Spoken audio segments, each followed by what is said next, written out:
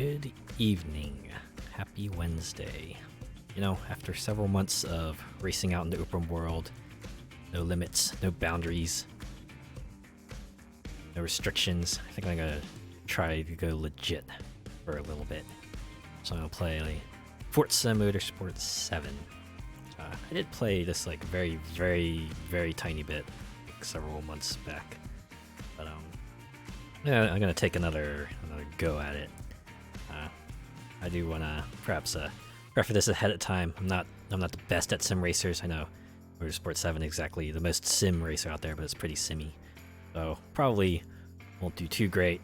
I'm gonna have a lot of assists on, but I'm gonna try my darndest to at least not finish last. That's my goal for tonight. Not finish last in every race. You can see here I've actually been spending some time just getting into the race shop every 6 minutes and just checking out what sorts of race suits they have up for grabs. Yeah, some pretty interesting ones. This is where all my money's been going. Get the cars. Give me some of the good racing suits. Some of the other cosmetic stuff, like, yeah, sure, why not? I'll get a legendary grenade badge and a common horns badge, even though I already have like a blue version of that. In any case, let's not waste any more time. I'm kind of okay with the way I look, so we'll just continue our career here. Where did we leave off? Yeah, does it? Well, you'll be night driving for this. Doesn't matter. Keep an eye out for anything that'll help you judge turns. Yes, like the racing line that I probably have turned on right now. I definitely have that on, right? I see the tracks loading, so I gotta keep waiting. Just watch my aceless driver just stand there and wait while track loads. I'll race in the Nürburgring. Yeah. Boy, I think 7 went a lot harder on loot boxes when it first came out, if I remember correctly, but by then there was like a bit of a significant backlash to it, so I think they like revised a lot of it though. Some of this stuff still persists, like the rarity tiers and the mods stuff. Admittedly, mods are just like mostly rewards based, so if you don't care about those, then you don't have to worry about it. Just like spend money to make money. Like, sure, you'll probably come out ahead, but man, it all seems circular, right? It's like, what's the point of it, right? It doesn't do much else, then why should I bother with the mods, right? If they did something like, I don't know, change the performance of the car, change the handling some way or another, it might be worth it, but as it stands, it's all smoke and mirrors. See, I'm already playing this like Horizon, just bumping in. Like I'm trying to push him off the road, trying to shove him into the walls. Of course, this is a single-player race, which is why I would attempt this. If this were a multiplayer race, I of course would not do that. But yeah, you can already see the difference here between Horizon and Motorsport. Motorsport is takes place in mostly, has a lot of real world locations in it, has a lot of real world tracks. Imagine the detail, probably a lot more.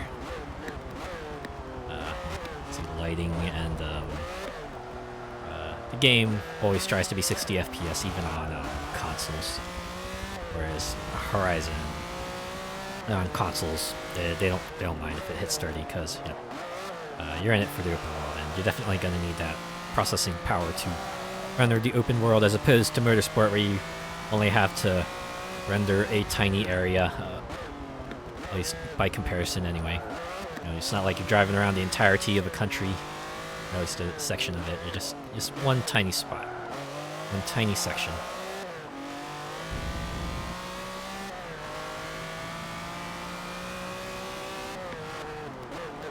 So braking, probably encouraged. I know Horizon does that too, but you know, it's not. It's a lot more forgiving if you just smack into a wall, you know, go off road. Whereas I imagine this game is much more punishing if you try to do that. The art of performance. And is that like a hotel? Is it like a hotel just like right by the stands? Oh man. You know, I wouldn't be surprised if that, like, you know, was happens in real life too. Just a hotel by the stands, so you just wake up, walk a few feet, and you're just like right there, out there for race day. Must be a racing fan's dream. I think my older brother was telling me about like a race show he went to. Granted, it wasn't you know, a big fancy one. It was like just a local one, but like he took like his friend and his son, my nephew, to it, and everyone had a blast. So I forget what kind of race it was. I think it was like yeah, I really forget what kind of race it was, but yeah. He's much more of a racing in the gear head than I am, but I like the games. I like racing games, so I guess part of that rubbed off on me.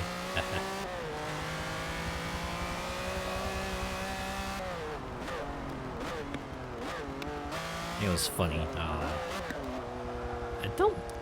I might have said this story already, but I remember I was talking to my older brother and one of his friends. We're kind of talking about the kinds of cars we like to drive in Forza.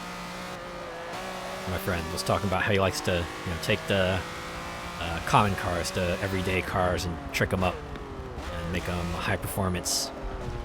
And I was like, yeah, everyone does that, right? And then my brother and I kind of pretty quickly, one after another, said, nah, man, what are you talking about? It's all about getting the exotic cars, getting the high-end stuff, like the Lamborghinis and the Ferraris and the Porsches. And my friend was just super amused, because he was like, yeah, you know what? That's how you know you both are related, because your interests just aligned that well. You know what? That was pretty amusing. Boy. I was about 5. I'm like the only one who's been keeping up with it. I think everyone else in my friend group has kind of dropped off. I mean, I even told them about like the Hot Wheels stuff, and they were like, "Oh, hey, that sounds pretty cool." But they didn't really come back into it. I even told them about the monthly that had like a bunch of Hot Wheels cars that you could get, but I think that passed them by. So, yeah. Unfortunately, I don't know. Kept bringing up, hey man, we should play that again. So I eventually just went, you know what? How's about we just can I go out of that now? Because I forgot to turn off vibration.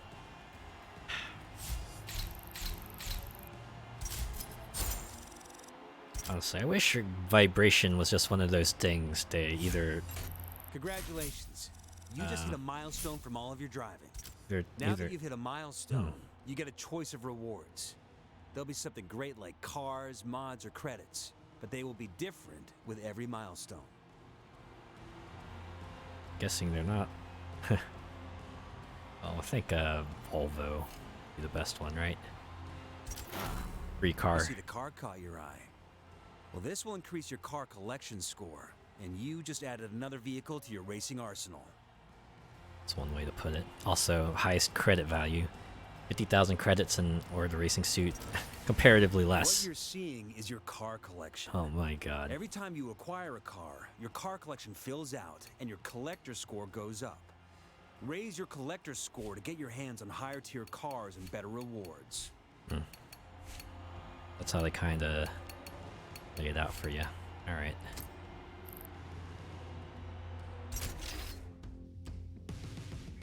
Yeah. Alright. I'll continue that in a moment. I just need to turn off vibration. I wish that would either off by default or, like, you know, first time you get into a game, they let you, decide those options. All right, we'll continue this championship now. Yeah. Anyways, as I was saying, they kept saying, "Hey, man, we should perhaps we should go back and play that." And then eventually he said, "Hey, yeah, okay. So, what day you want to get together to play it?" And eventually, I think we all decided on a day, and we're gonna get back into it. And the best part is they'll be jumping right back in as they Forza Horizon 5 turns over to a new series. So perhaps give them incentive to at least stick around for maybe 4 weeks so they can get the reward cars. Shame they missed Hot Wheels, but then again, what is it? The recent series that went on right now, the Extreme E. Maybe they didn't miss out on that. Still can't believe it. Like, all the Extreme E vehicles look like the exact same make. They really only differ in just like who owns them and what sorts of patterns they have. It's weird. I mean, hey, props to them for promoting electric vehicles. And why is it I turned vibration off? I don't know why my controller is still vibrating.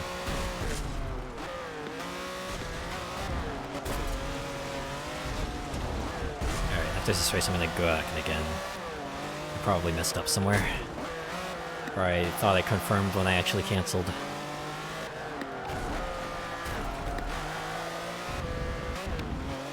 Yeah. And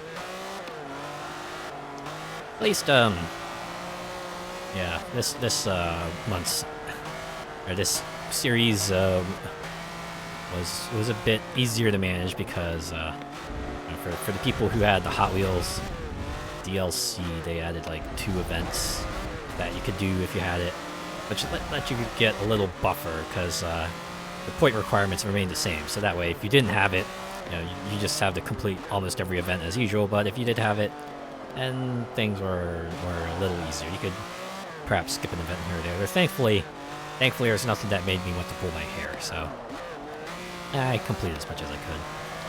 And to be honest, even though I kind of rolled my eyes at Extreme E, I still picked up all the racing suits and caps and horns and what have you in the Forza shop. That said, the next series, I don't know, they said they were going to focus on Rami's history. They said they were going to add a story about it, so that should be interesting. Yeah. At least they're trying to maintain some sort of continuity with the Horizon now. They got the stories. Admittedly, Rami, I don't know. I feel like they're trying to make him real hard into this kind of quirky guy that you want to love, but I'm not so sure. I'm not sure it's gonna work out. Because when Horizon 6 comes out, we're gonna roll out to a whole new quirky character, wherever that may be.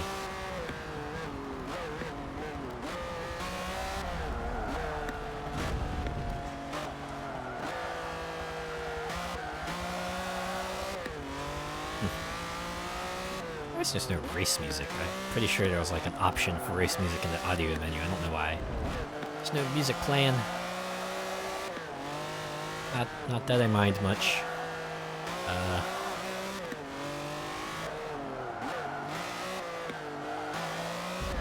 I do remember when I first watched some videos of Forza Horizon 5, and that just had like the most dramatic soundtrack. It was like, yeah, okay, these are like these sanctioned races, but the way the music playing, you think you were in some sort of action movie or something, or this race is like the most important race of your life.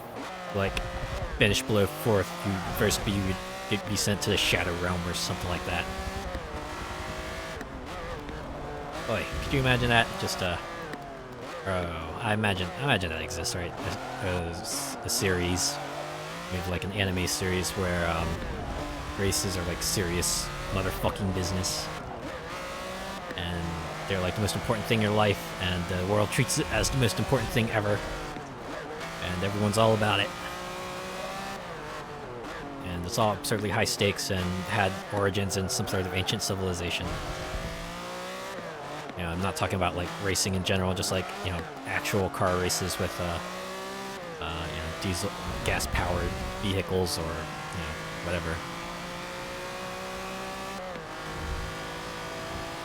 The idea is free. I'm expecting to check in the mail any day.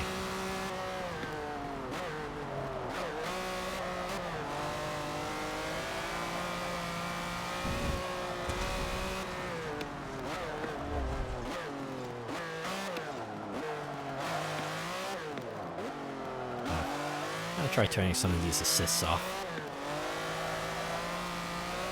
Maybe up the difficulty a little bit.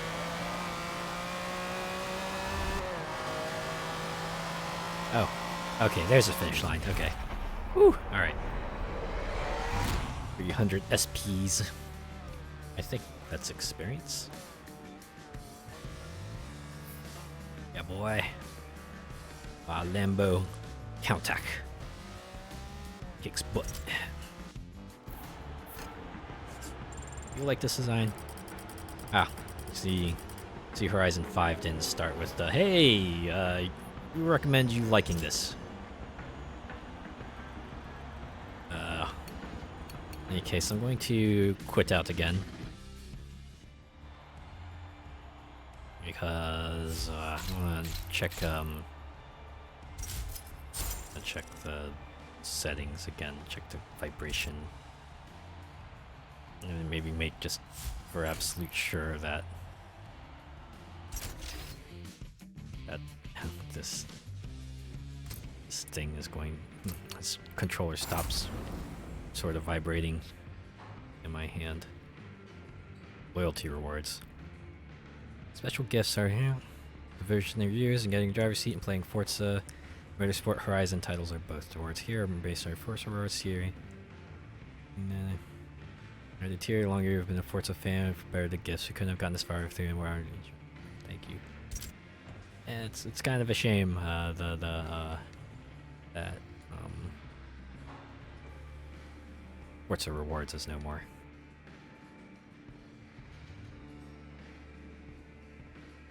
I'm guessing the way it works out, the increased amount of stuff they just have to give you probably would eventually become too much. Guess I can just look through the race shop again. What you got in here? I like that one.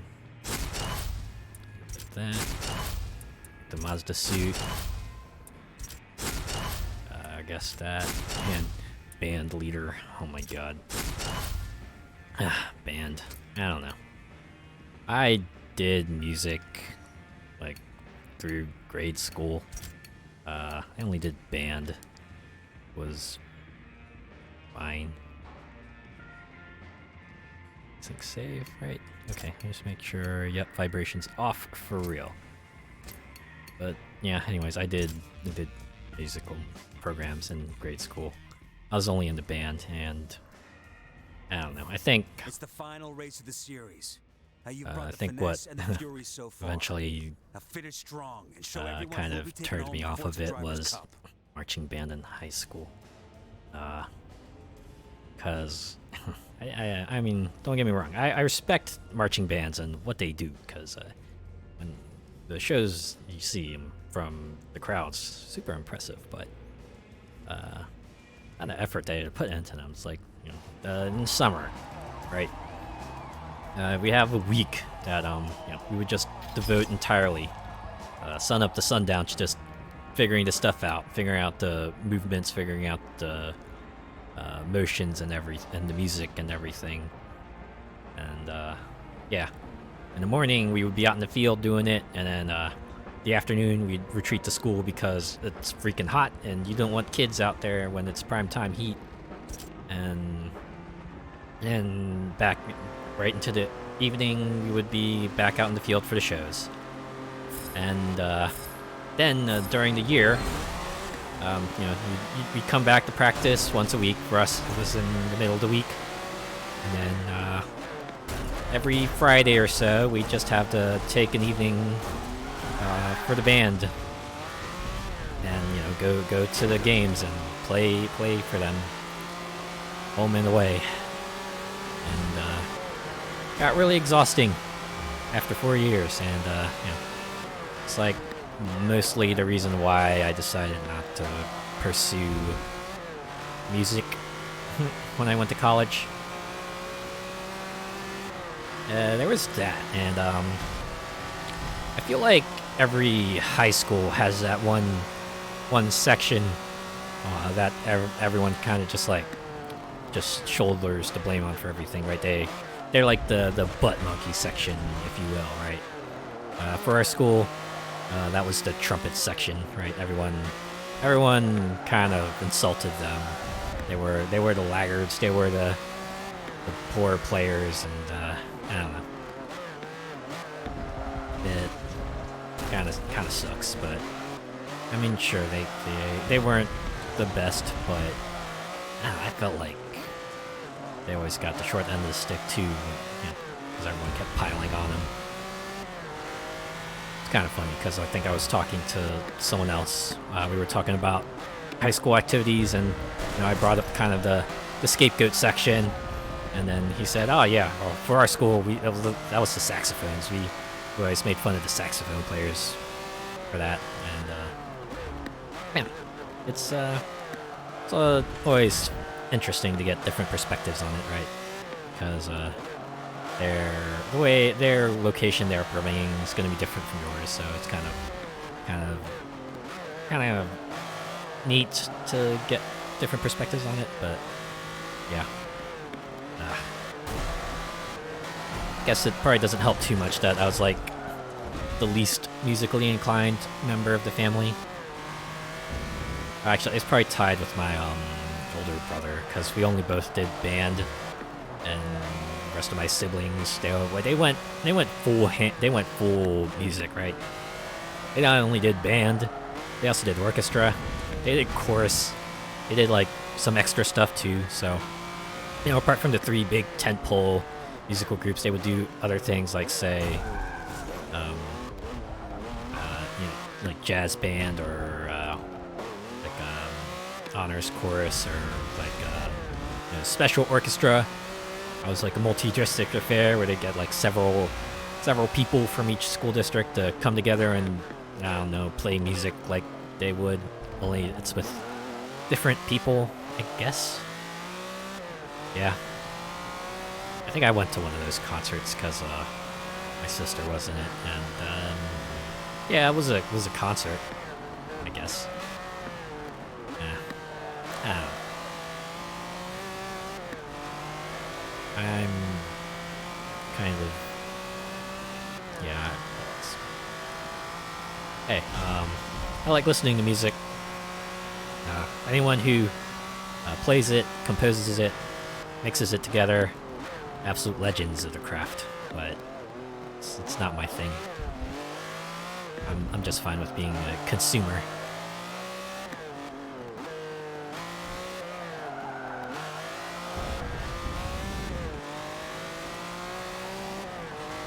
Man, I feel like motorsport races are a bit longer.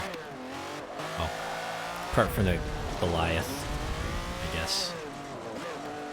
Though we haven't gotten to the big endurance races yet, I imagine. Expecting a Le Mans somewhere near the end, probably. I won't get there, but it's probably in there, right?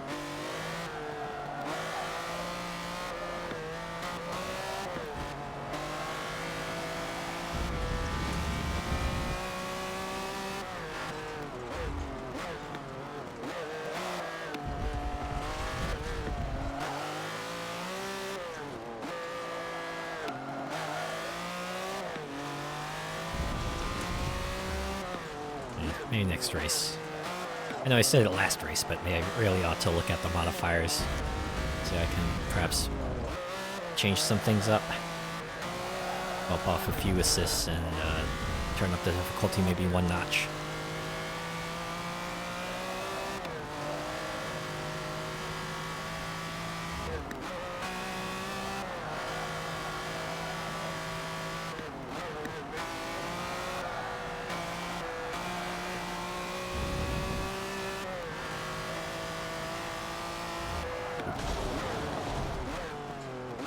Slow down. This is a pretty sharp turn.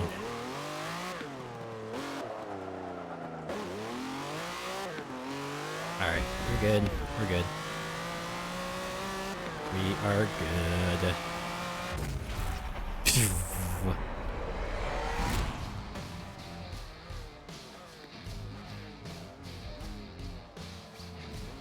Another race done. For the first place attained. Some other folks have also picked Lambos, I imagine. I think I remember picking up, I was turning on Motorsport 7 and just going through the mailbox because, you know, prior to the loyalty rewards, they just dumped a bunch of stuff in the mail. Just like, hey, here's a bunch of free cars that they've given out over the years. You did it. You finished your first series and you grabbed a spot on the podium. Fantastic work. You could tackle the next challenge for the Forza Drivers' Cup after you're done basking in your victory. Yeah. The first of many, no doubt. Give me the sweet, sweet mola.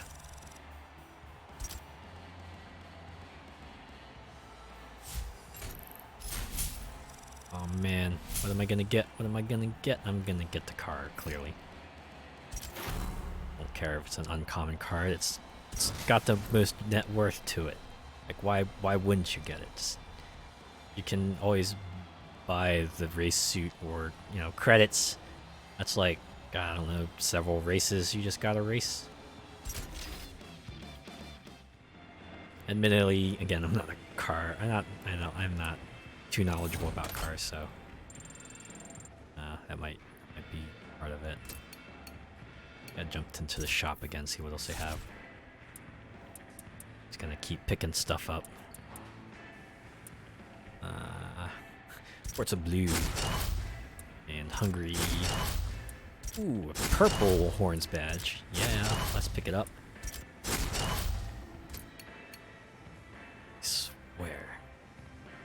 They just like took all the icons and just copied them. They just copied them and so you have this most of the similar to see there's an eye here, there's an eye here, an eye here. The only thing that changes is the background color. I don't even know why they bothered denoting with rarities. They just might as well give us like 10 different colors for backgrounds. Not sure I want to win it here.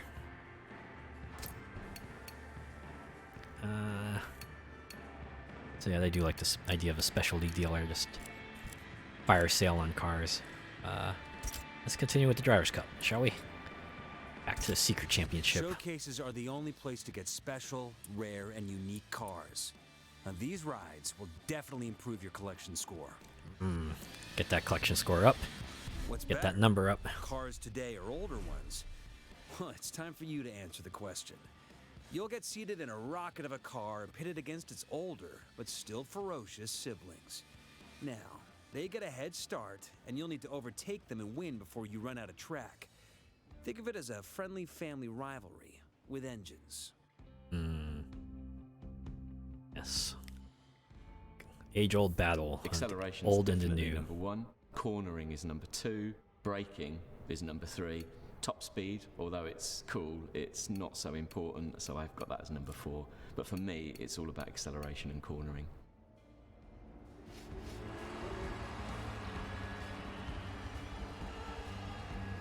Guess he's not much of a top speed or a boost fan, huh?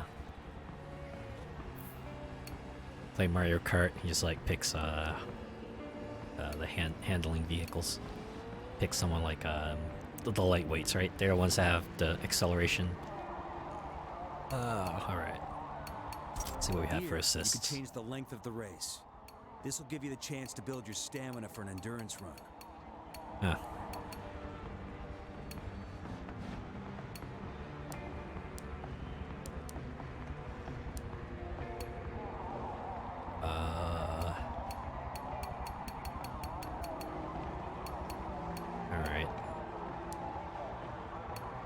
Take normal, shifting, automatic, cosmetic, yep. Friction assist, yeah. Collision assist, yeah. So we'll go with that. Driver tire difficulty, where are we at? This will change how the other drivers out there will Average. perform. It's the perfect option for honing your racing skills. Sure, we'll keep it at average, actually. And all right. Let's see how this will go. Now that I've taken some of the training wheels off. I didn't even take the training wheels off. I kind of just, I don't know. I'm not sure what would be the equivalent of that. All right. Ah, wait 15 seconds. Man. Oh, they did say they would get a head start. This was just 15 seconds. This will be like, one lap track. All right.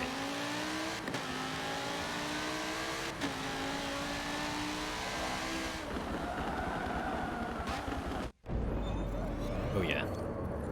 Let's see, already faltered a little bit there. And okay.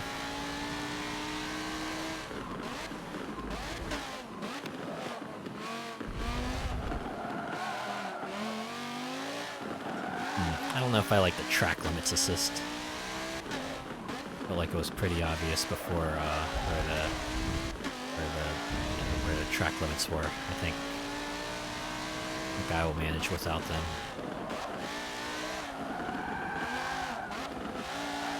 Oh boy. 15-second head start. Starting to feel a lot more brutal now. I wonder, it says to do with me turning off assist. Yeah. Suddenly my sim race skills come to light.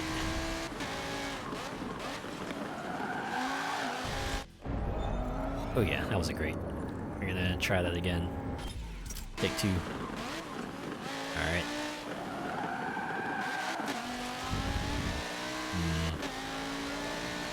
Dang it. Is it just me or do these cars a bit more uncatchable? Cannot reach them and we're running out of road.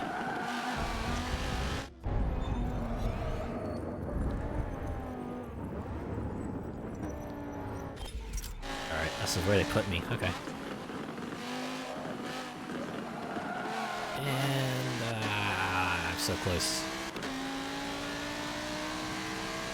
I'm out of time, really.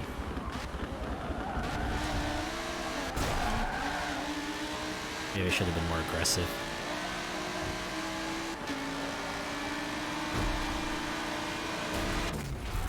Ah, fourth. I was gaining on him, but I couldn't gain fast enough. Alright. Maybe I shouldn't have braked so much. Jeez, still a full 10 seconds behind first.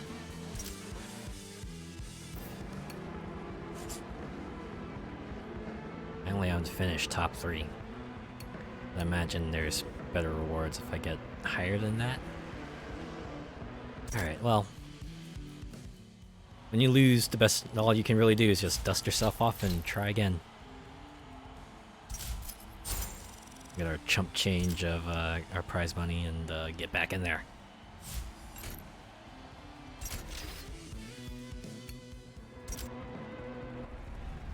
Alright. Maybe I shouldn't brake so much. That's what's getting me. Just don't worry about the line turning blue. Just make sure it doesn't turn red.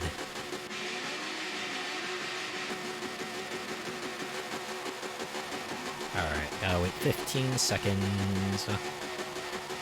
We gotta give him a sporting chance. On the count of 15, they start coming after you. 15. It's like hide and seek, except there's no hiding. It's just me seeking you out.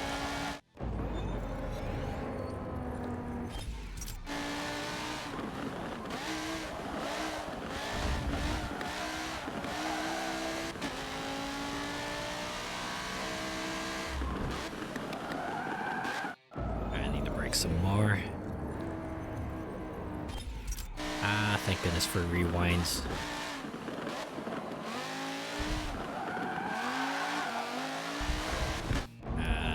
Too far off. Alright, we're good, we're good. Keep on going.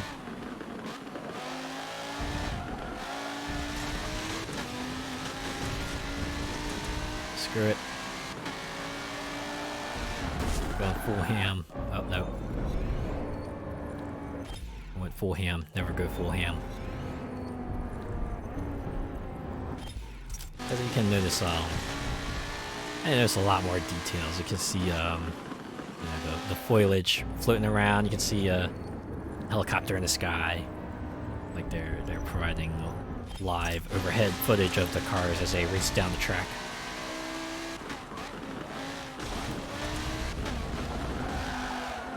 Sometimes the details matter, right? Sometimes, you know, people always say, "Oh, who needs details? Who needs graphics? You just need gameplay." I'm like, yes, I would agree with that, right? It's like, yes, absolutely, focus on the gameplay first, right? But I don't know. Sometimes good focus on the details really helps get yourself an experience even more, right? Like, you know, take Burnout 3 for example, right? Like, gameplay fantastic on its own, right? Even if the graphics were like middling quality, the game would still be great. But the fact that they gave it that incredible sense of speed, all those special effects like the particles and the debris flying off, and the way the cars deform when they crash, and that sense of speed. I think I mentioned that already. But you know, all that, it just makes the game even better.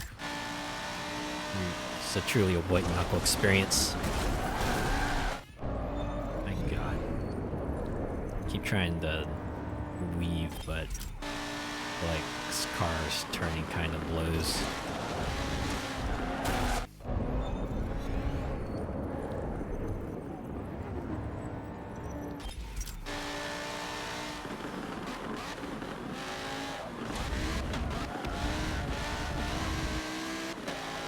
Alright, I seem to be doing better, I think.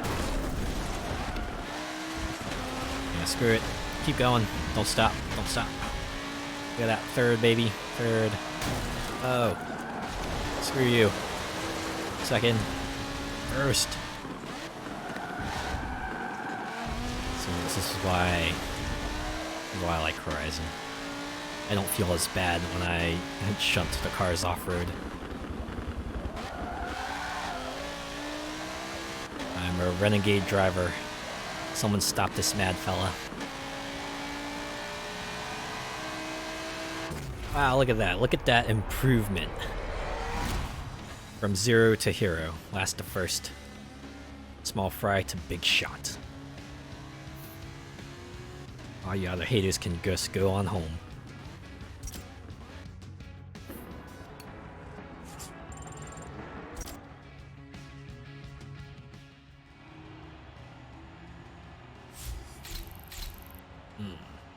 Oh.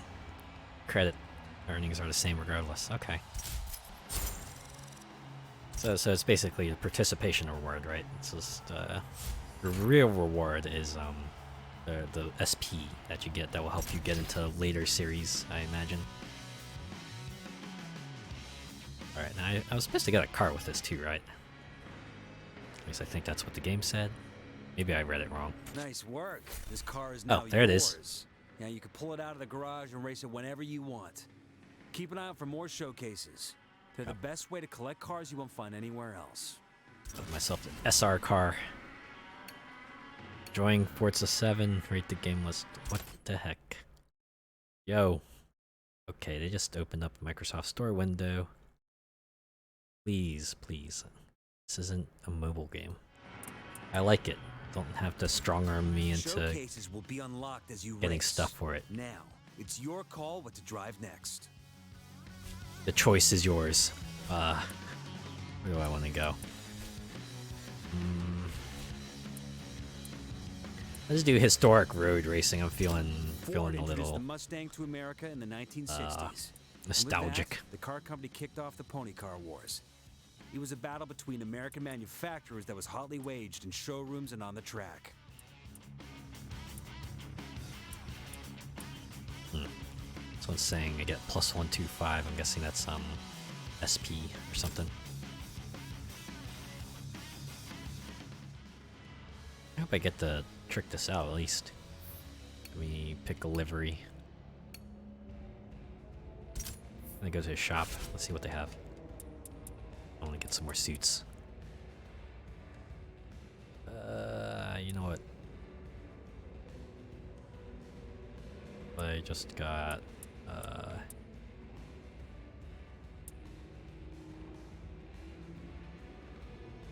some of this stuff. And this, I guess. That. The Indian Germany suits and get these badges. I am a collector's. I'm a collection maven. Ooh, we're going to Daytona. Daytona, let's fly away.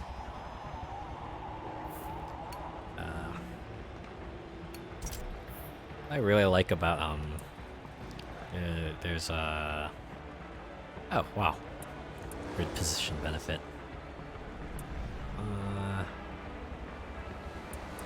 See, I'm hesitant to use this because, like, what if I get to the better races, right? And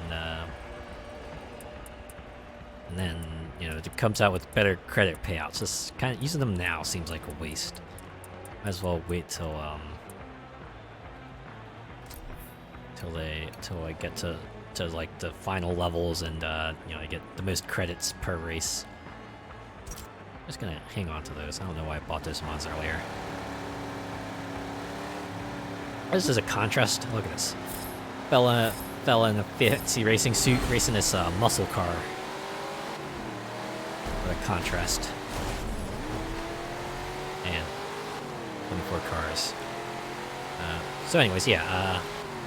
They released a version of Daytona USA for I think it was would be the Xbox 360 and PlayStation 3, and one of the things they added for the downloadable release, just a karaoke mode, right? Karaoke mode where you could sing the theme song. You know, you'd have like a you know, the auto playing part where the car just drives down the track. And you can just sing the Daytona theme. It's like they know what people like the game for, right? That meme-tically famous theme. So it's like, yeah, let's just give people a way to sing the game, sing the song. I realized I forgot to turn off the track limits. The track limits assist. Oh man. Okay. Yeah. Oh. Got a good pass, but I'm driving off track. I don't know if I like that as much. Alright. But use that as a turn buffer. Ah, jeez. Oh my god. What is this? Wreckfest? Come on. That's not very sporting. That's not very sporting maneuver. Come on. Yeah, never mind that, you know, I raced off-road and tried to run you off the track. What are you doing to me? What are you doing to me, buddy? Not fair. I call foul. Someone review the tapes. Just to, you know, ignore the parts where I also violated the rules because,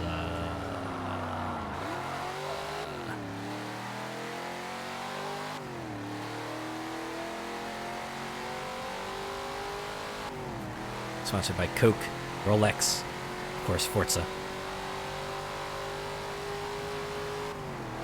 And Coke versus Pepsi. It's like one of those eternal battles. So for me, I'm fine with Coke. I kind of prefer other sodas, but if you gave me a choice between Coke and Pepsi, I'd probably pick Coke.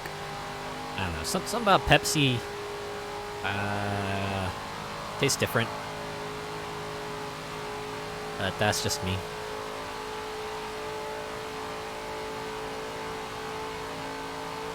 If it's Coke, I usually prefer like the flavored Cokes, like vanilla Coke or cherry Coke, or that one time they had like a limited edition orange vanilla Coke. Oh wow, I really drove far off track for that. Yeah, those are fun, right? It's like Cokes with a bit of a hint of a flavor to them. Oh yeah, I probably should, I keep saying... I forgot what I was going to say. Anyways, wait, this weekend I went to restock on, like, soda. And, I went to the usual grocery store that would have the 99-cent sodas for sale, but fortunately, it seems like they were out of 99-cent sodas, so I just had to pick up some, $2.50 sodas instead. Usually if there were the 99-cent sodas, I would get like 6 of them, and it would be $6 overall. But instead I had to settle with just 4, and it cost me 10 instead. And I know that's a very small thing to cry over, but man, basically got like 2/3 of the sodas, and I had to pay 2/3 more of the price for it. See, what I really should have done was just leave the store, but I was low on soda. On the other hand, I have like water, I have juice, I have drink mix. I could have easily subsisted off of that. I don't know.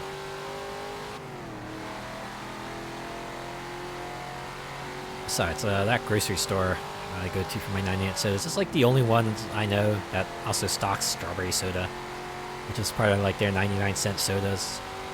And I don't know, something about strawberry soda I like. Part of me wishes I could like find a can of whipped cream. Maybe I could try to like do some sort of old school soda fountain drink. Let's try that. Grill a hamburger with it, and fries. Myself the diner experience. I don't know. I think that might be fun. Once. Oh man. That's how you do it. Solid work out there. Oh. I can appreciate. I wonder if that's like a different VA. Different. Kind of. Give the sense that. Sensation that you're like in different locations. Get your southern fella talking through the radio. Excuse me. Oh, see, that was only 7,600 credits. I don't think I would have made my money back. Anyways. Oh man, after making my chicken soup, like 2 weeks ago, I have some leftover ingredients, so actually also bought some other things to go with with the sodas. Looking So for a fun challenge or a way to increase your winnings? Check out mods. I think for part of it, at least for I have leftover celery, so I got some raisins because I have peanut butter as well.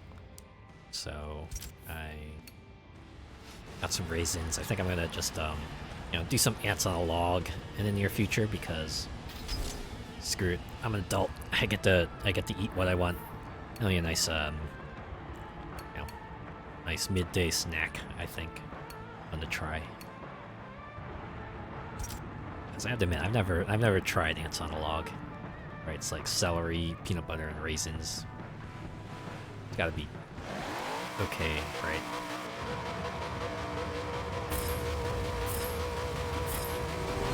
I'm gonna say celery is like mostly flavor neutral. And of course, you got the peanut butter and raisins, which I imagine what draws the kids to it.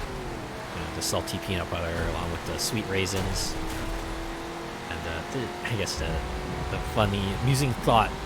You like eating bugs, and you're eating wildlife. Probably something to do with it.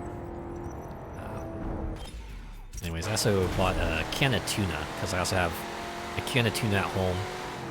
Probably gonna make some cut some of that remaining celery I have. Mix it together to make tuna salad. And just eat some tuna salad sandwiches for lunch. Could probably also boil some eggs and put that in there. I think you can put eggs in tuna salad, right? People are fine with that. Oh boy, that's a turn.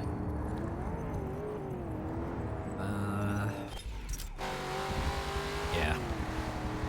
I think on top of all that, I also have some mushrooms left over from making the soup, so I'm thinking, oh, chicken as well. So since I have spaghetti sauce, what I'll do is probably just like mix it all together for chicken spaghetti sauce, right?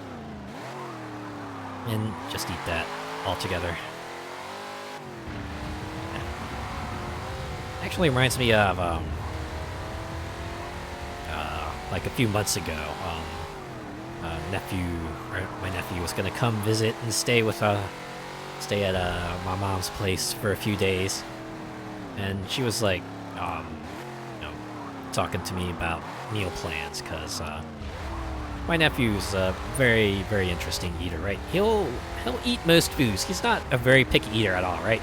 You give him a thing, he'll most likely eat it, be fine with it, right? You give him veggies, you give him like cauliflower, you give him broccoli, you give him carrots, you give him banana.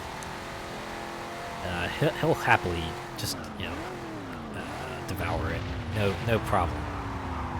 Except for one thing, right? One thing he does not care for is beef.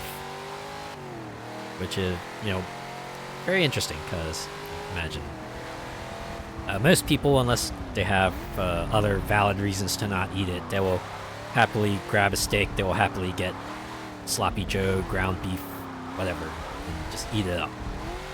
But not my nephew. He personally does not like it, so my mom's wondering, oh man, I want to make him spaghetti, but I'm not sure what to do, because their spaghetti recipe has beef, and I just said, hey, why don't you swap it out for chicken?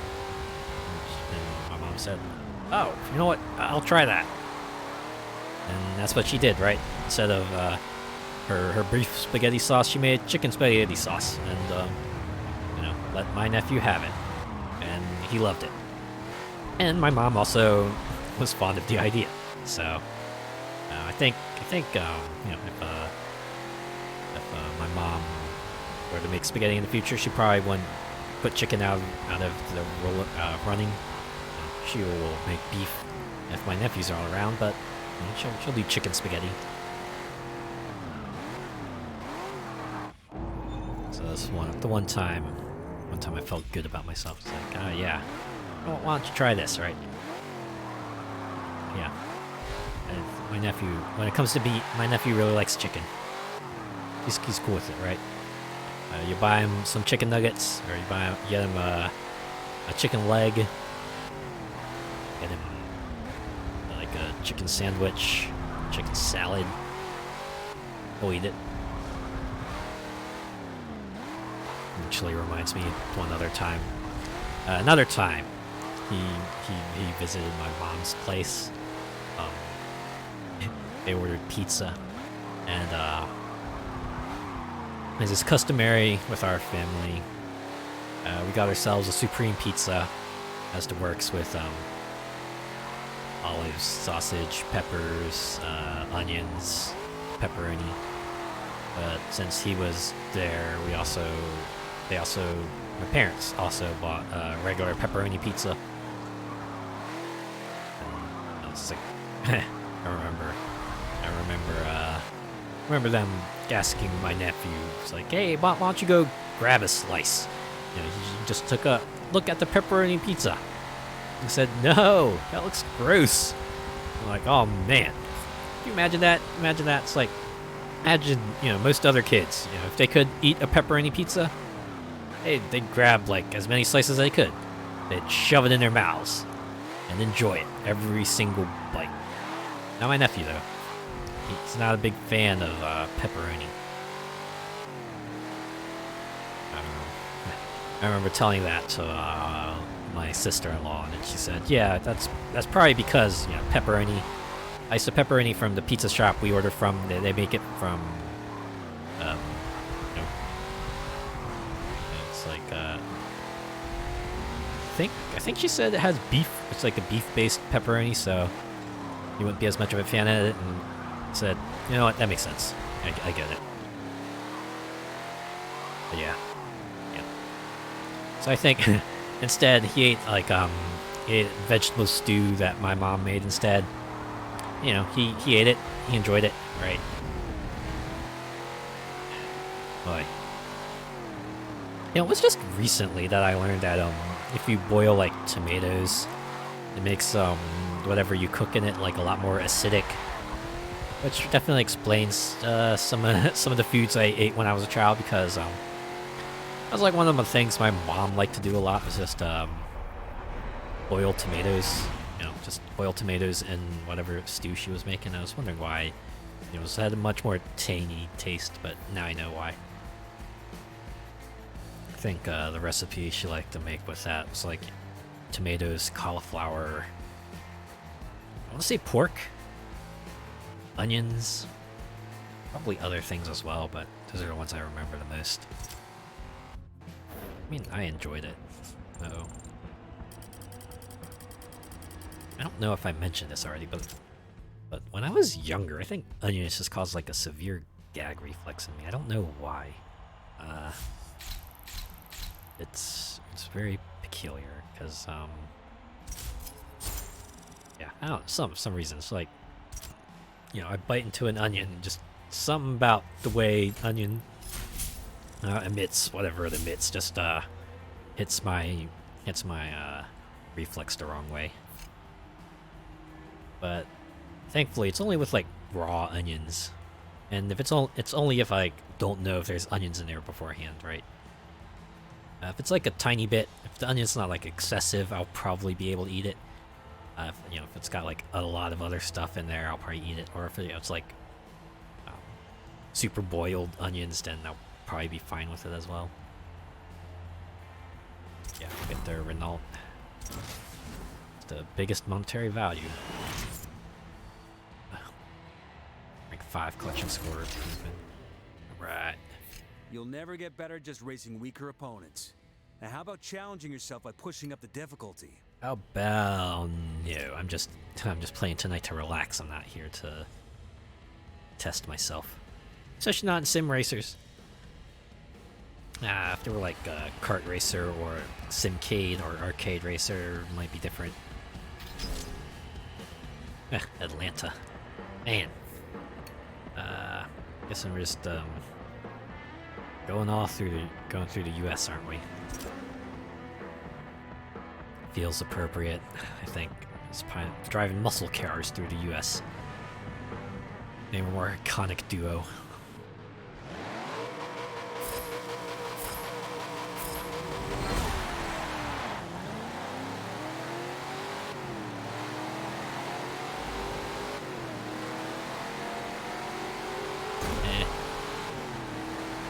If we're playing Horizon, I'd probably get like threading the needle skills here right now. Alright. We're not gonna rewind that one, we're just gonna keep on going. Oh man. It's a muscle tour. Ooh. Sorry about that. Alright, just pretend that didn't happen. Straight road. Screw the racing line, I'm just taking a straight path. Not gonna bother weave. And thanks for helping me turn. Opponent car. Certainly saved me a little effort.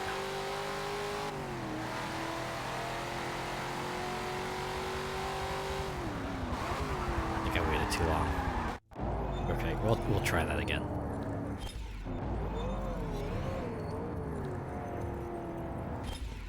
Alright. Brake and steer.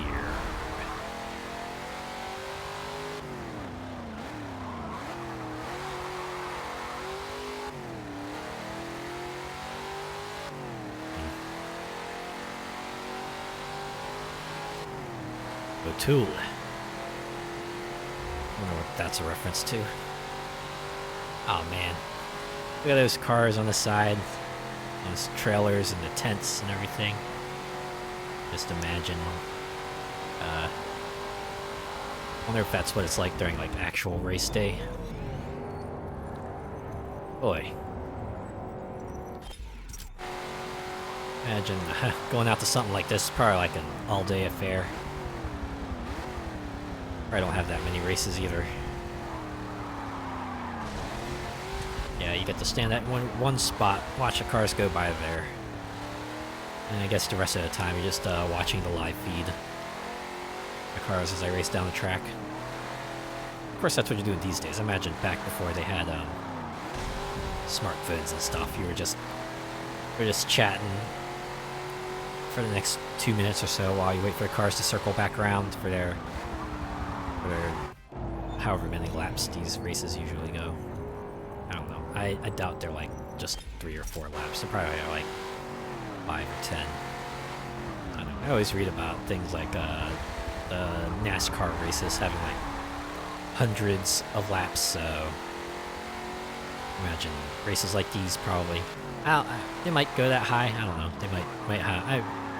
I suspect that they have at least like tens of laps, if not hundreds. Right. That's me with my lack of racing knowledge for tonight, along with all the other statements I might have said that are probably inaccurate in some way or another.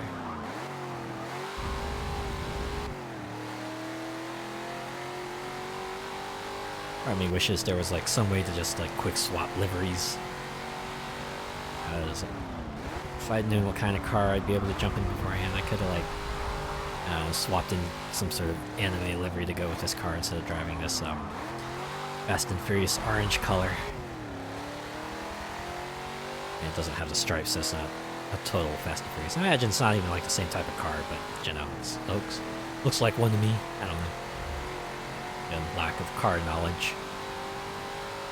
Apart from Zoom Zoom, some of them could go fast if you modify them enough.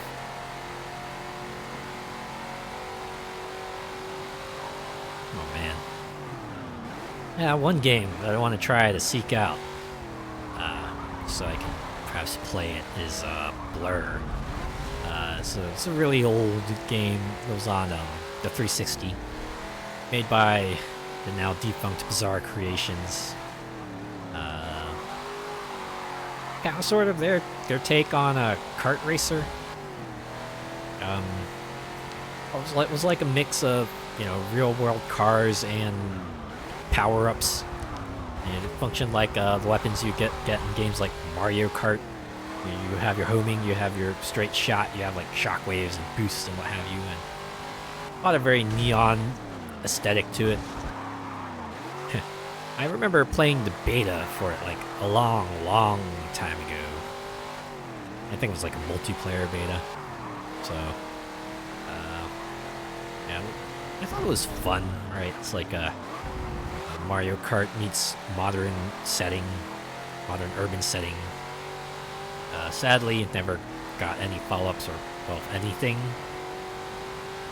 It kind of just petered out because, you know, Bizarre went out of business. Which is a shame. But I do want to find it. Check it out. Maybe I'll scour eBay after I finish playing Motorsport 7 and see how much it goes for. It could go one of two ways, right? It could be like, or it could be like a highly sought after item. It goes for like triple digit, maybe even quad digit figures. Or it could be like one of those things where it's like, yeah, here's $10, you get the disc, I don't know where the case and the instruction manual are. Good luck. Yeah.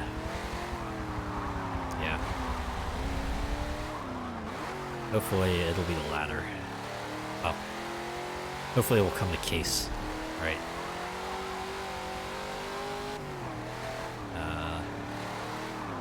Back in the multiplayer. Boy. It was definitely representative of the time, right? That was when Call of Duty 4 kind of took off and popularized the whole class-based multiplayer. You know, pick your abilities, pick your perks, kind of trick out your character, make it your own, because I remember Blur multiplayer kind of having that loadout thing too. You could pick like 3 mods that would like change the performance of your car, maybe improve certain weapons, and it was all very interesting. Like, I felt like maybe they didn't need that, but they put it in anyway because, hey, that's what all the other games are doing. Yeah, anyways, that's all to say that I want to play Blur in the future. Maybe I will, maybe I won't. It all depends. I guess it all depends if I can... I know where my 360 is. It all would just have to require me to hook the thing up and perhaps get everything working. Maybe not necessarily the Wi-Fi, right? Because I don't need it to connect to online. I just need to play the game. Although unless Blur has patches, then that might be different. I'm sure it was playable without it, though. I don't know. That's something I'll have to look up. We are Laguna Seca. I don't know where that is, unfortunately. Geography is not good enough. Now I'm sure the race intro will let us know. Nope. It's the Mazda Raceway, Laguna Seca. Where's that again? I'm sure it's still in the US, right?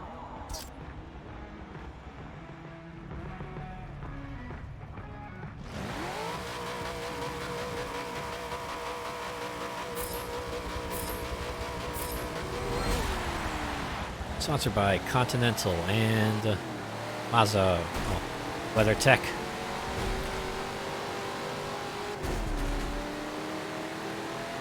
Of course, there will be Mazda signs everywhere. This is the Mazda Raceway, after all. Part of me wonders if this used to be named different until Mazda decided to like bankroll it. Man, probably one of the tragedies of our time when an old iconic location gets renamed to company name because the company's like bankrolling the location. It's gotta feel bad, right? It's because like you knew it by this other name for the longest time, and now it's this different thing. It's like, dang it.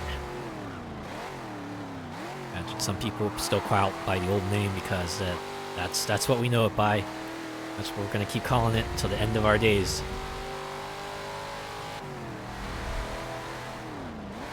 I know I would do that anyway.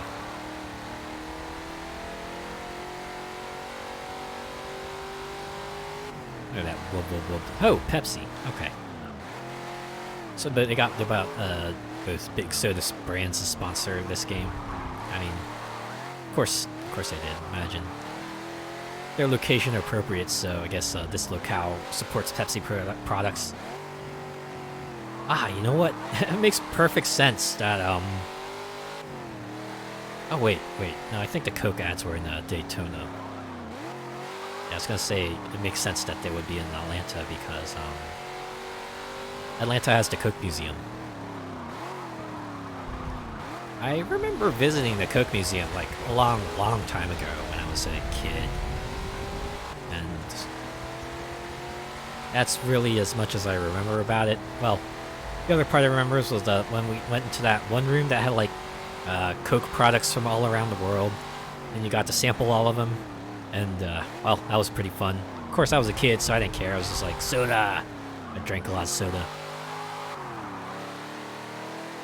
I can't remember if they had a bar there or not. I imagine they wouldn't have because I imagine some people would drive. And there you go. Going out there after being drunk at the museum, probably not the best look. Yeah, that was as much as I remember.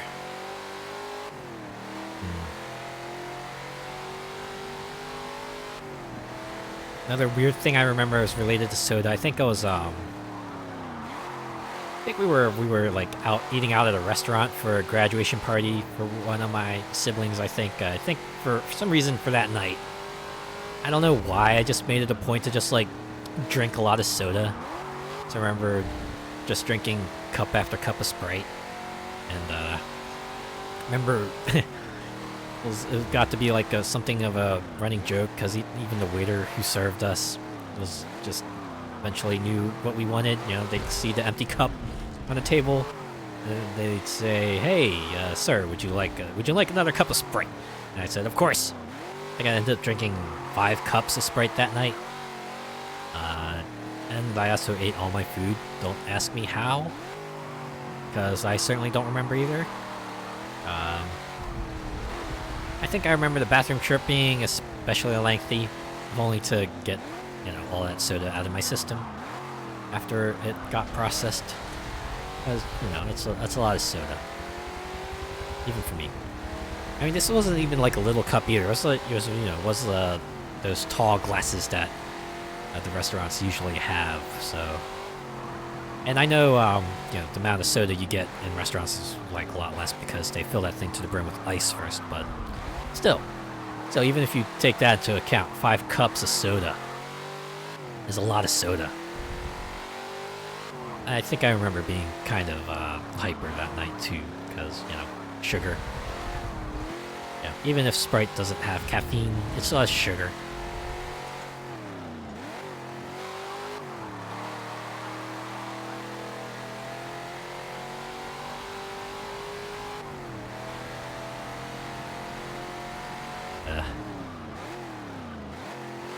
Man.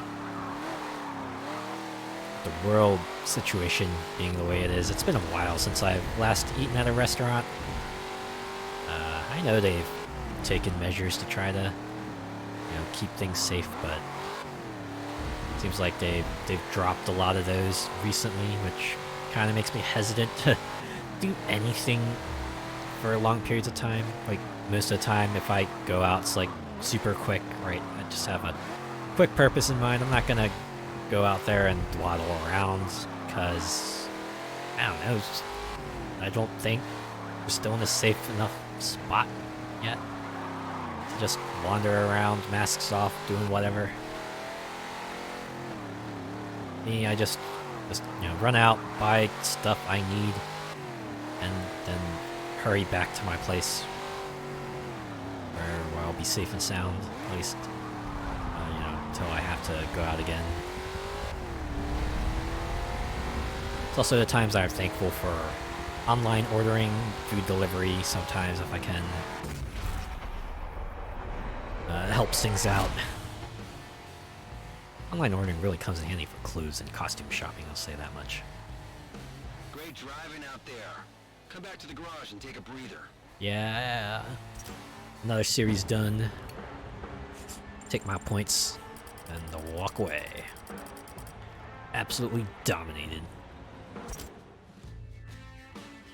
Of course, I'm playing on average and I have a ton of assists on, but still. Trip to the podium. Most impressive. Yeah, look at that. My character's even throwing out the horns. Wish I could get the legendary horns badge. Give me my money. I'm spending more than I can make. And again, as long as the shop continues to stock racing suits badges I want, I'll keep on spending. Ooh, excuse me. Especially burpy tonight, I'm not quite sure why. Alright, what other suits do you have? Snake! A snake! A snake, a snake, a snake, a snake, a snake. Red Ninja, yep, look at that. France, yes. Tech Camouflage Tam, yep, absolutely.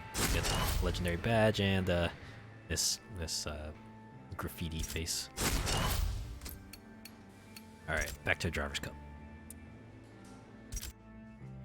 Alright, we did our racers, we did Seeker. Ooh.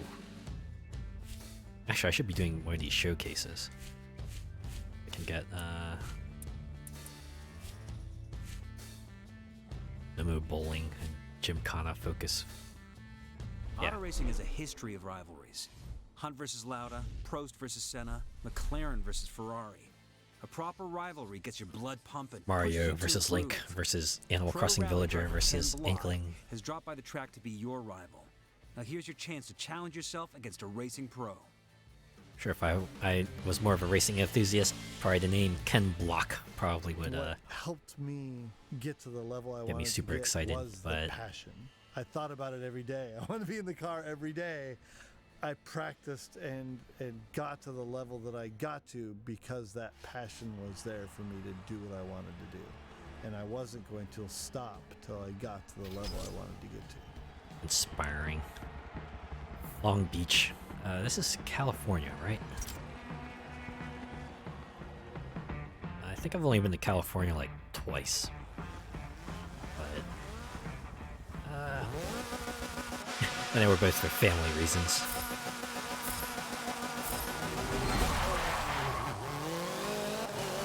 Although they did take me go out and see the big locations. I think we went out, took a day trip to San Francisco. It was cool. Super crowded though. I remember like back when I was about to graduate college. My mom kept on saying, "Hey, you should go out to California. You get paid more there." And I said, "Well, that's only because the cost of living there is like so much higher." I forget she said, but I'm like, "Yeah, but you get more money still." And you know, I'm just sitting there thinking, "Yeah, sure you do, but if like all that extra money is gonna go towards, you know, paying your rent and for your food and all your other supplies and stuff that you're gonna need, what's the point, right?" Sure, imagine there's other reasons to go to California. You know, the company you want to work at is there or something. That'll probably be a valid reason, but I'm not gonna go out to California just because I'll be able, just because, you know, the number I can get there is higher. It seems like a not that great of a reason when you think about it. Alright, if I could like go to another place, you know, it probably might have cheaper rent, cheaper cost of living. Maybe even if it has like a lower salary, that would be fine, right? Now, but I also have to do, you know, the quality of the living space. Like, you know, you always hear about how, you know, the amount you spend in New York might not get you that big of an apartment, and contrast that with, like, you know, the amount of money in a smaller town, you know, perhaps a less populated location, get you a more decent place to stay at. Right, a larger space, more storage, maybe more amenities, more services. Maybe they'll take care of your utilities too, if you're lucky. You gotta take more into account than just the singular number of money. Can be a bit much sometimes, because I feel like that's like the one criteria of my parents. Money. What is the money factor of this? How much money do you make? How much does this cost? Nothing. Everything else is inconsequential. Right? I mean, they might go a little bit more complex and go like price per unit, but that's about as good as it gets. And they never consider about, you know, how long the product might last, or the quality overall, or other things like that. Just money. This would be a bit much sometimes, because it's even worse, right? Sometimes you'll see a product. I'll see a product out there, a thing that I want, like a shirt or whatever. It's like, hey, check this out. It's like 50% off. And then my mom would say, yeah, well, what if you wait till it's like gets even discounted more? And I would just think, yeah, but someone else might pick it up first, right? Imagine a 50% discount on a shirt. People might be looking at that, or they might just, like, you know, just write it off entirely and just, like, you know, send it off to be trashed or something like that. And, you know, imagine the extra discount you get would it just amount to like a few extra bucks. It's like, okay, there's got to be a certain point where you know, there's cost to effort, right? It feels like cost to effort. You gotta consider whether it's worth it, right? I feel like that's the one thing about the other thing about my parents, right? Apart from just having their sole criteria being, well, when you're buying or choosing things, like being price.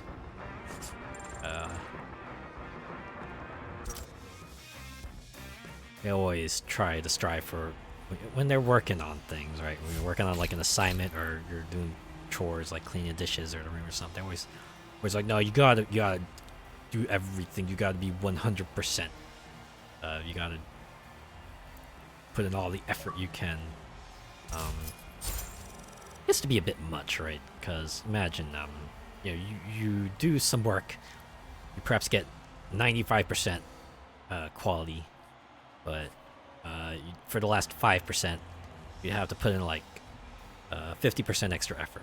Imagine, to most sensible people, they'd say, yeah, we'll just stick with 95%. My parents told me, like, no, you will do that extra 50%. You will work to the bone to get it perfect. You don't settle for nothing less. And I feel like that's just like a really good way to just get yourself super burned out. To just go for that perfectionism route. I feel like I kind of hit that limit. Just to go to a certain point, just no more. I don't care about perfection. I just want to do what I can, right?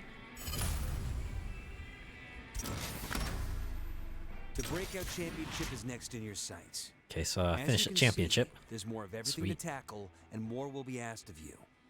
Consider this a good example of what you'll be up against from here on in. You ready? It's just more stuff, it seems like, right? I'll do this other showcase here, just with the XTS limousine. Car bowling is proof a car can make anything better. Instead of rolling a ball down a lane to hit some pins, you'll be the ball, racing to knock down pins set up for you along the track. It's a perfect way to practice drifting and sliding. Oh no. The thing I'm worst at in sim racers, drifting and sliding. Bowling with a car is something I'm pretty good at for two reasons. Number one, I've done a lot of dumb stuff in a car in my life. Number two, I took bowling Rutledge as a Wood, class television in host and the commentator. whole idea is just like when you see a professional bowler, it's all about the spin. You got to get in there and you got to make that Top car Gear. as wide as possible. Think about it from a style point, but also the harder you hit that pin, the harder it hits other pins. I remember they tried to do like a Top Gear USA. I don't think that series lasted very long.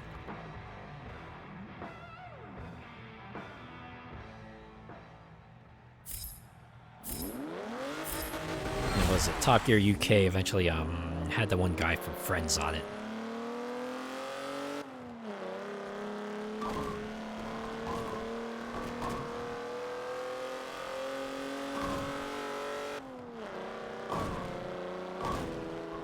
How this works. Yeah, just run into them straight. I'm bad at drifting.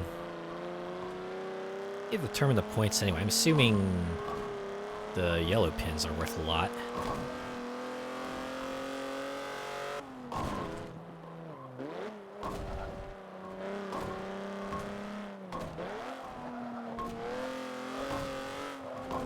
Imagine if I were drifting, I could hit both lines of pins, but, yeah.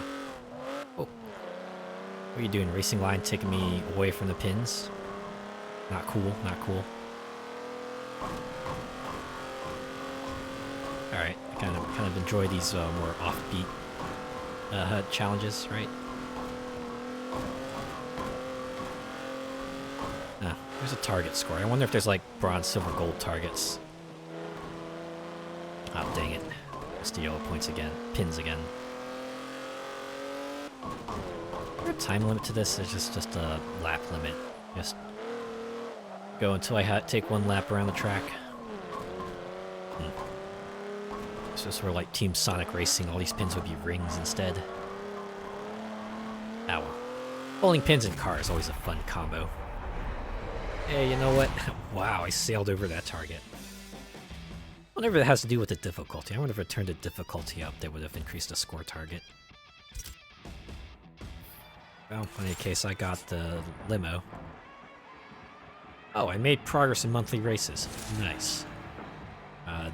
Not that that I pay attention to that. Only Forza Horizon 5 kind of has my focus on their Forza-thon thing for now.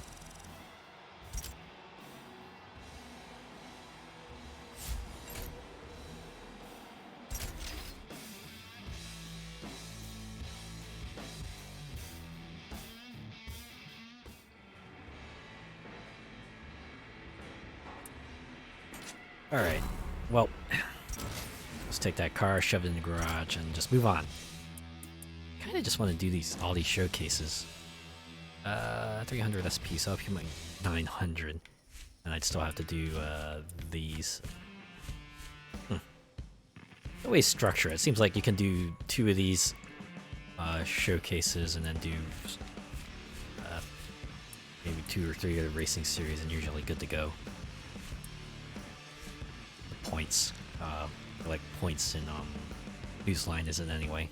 Racing's this wondrous thing, packed with excitement, danger, and triumph. And when racers pushed to go faster, they squeezed every ounce of force they could. Every step of the way, legends were born. You have the chance to go back and relive epic racing moments and celebrate the drivers who made them. As long as I get to wear the scarf. I just want the scarf. My heroes are drivers who can get into anything and go fast, and Porsche who factory drive driver, for huh? the pure love of competition and racing. And for that reason, apart from talent, their motivation made them a champion in a lot of different disciplines. Also, driving better than the rest of the track probably helped. Mugello Autodromo Internazionale. I think this is in Italy. Wait, what's in the race shot real quick? I want to see what racing suits we have. Okay, 4 minutes. What we have? Cyber. Oh boy. What is this Hennessy description? John Hennessy turned his automotive passion into a successful business, first focusing on turbocharged imports and later to modifications of the Dodge Viper, the Ford GT, the Chevy Camaro, the Lotus Edge, which became the Venom GT. Sheesh. Tell me something I don't know. Houndstooth.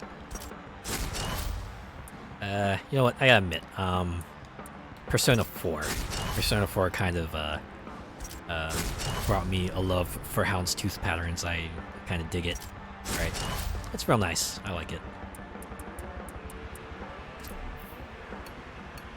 Alright, let's get this started. Oh yeah, we're going with a roll and start, baby.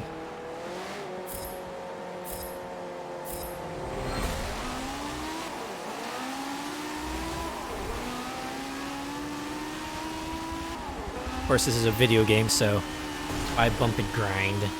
Not gonna have any serious wipeouts here. Just race as usual. Yep. I'm playing dirty. I am the Dick Dastardly of Forza Motorsport 7. You know, minus all the elaborate traps and the cartoon logic that follows them. Also, I don't stop to cheat, because why would you do that? If your car is, like, better than everyone else, you manage to gain enough of a lead that you just build traps and stuff to, you know, stop all the other racers, then why do it at all? Just beat them with their clearly superior performance car and just win the races legit.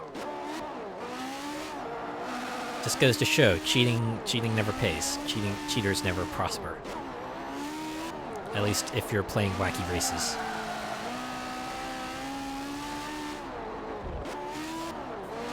They made a Wacky Races video game, right? It was on a Dreamcast. Apparently, people thought it was okay. If I remember reading reviews back in the day about it, like a unique take. Hey, that's another one of the races I'll throw on the list, for when I have my fill of the more realistic-esque racers. Let's play stuff like Blur and Wacky Races. You know, Burnout 3's on that list. I'm gonna play that one day. I show you all how awesome it is. Imagine most people watch this probably already know how awesome Burnout 3 is. Other games, racing games I want to get to in the future include Or like split second. Need for Speed Most Wanted 2012. Maybe Burnout Paradise, because I can get that on PC. I don't know, The Crew, just because.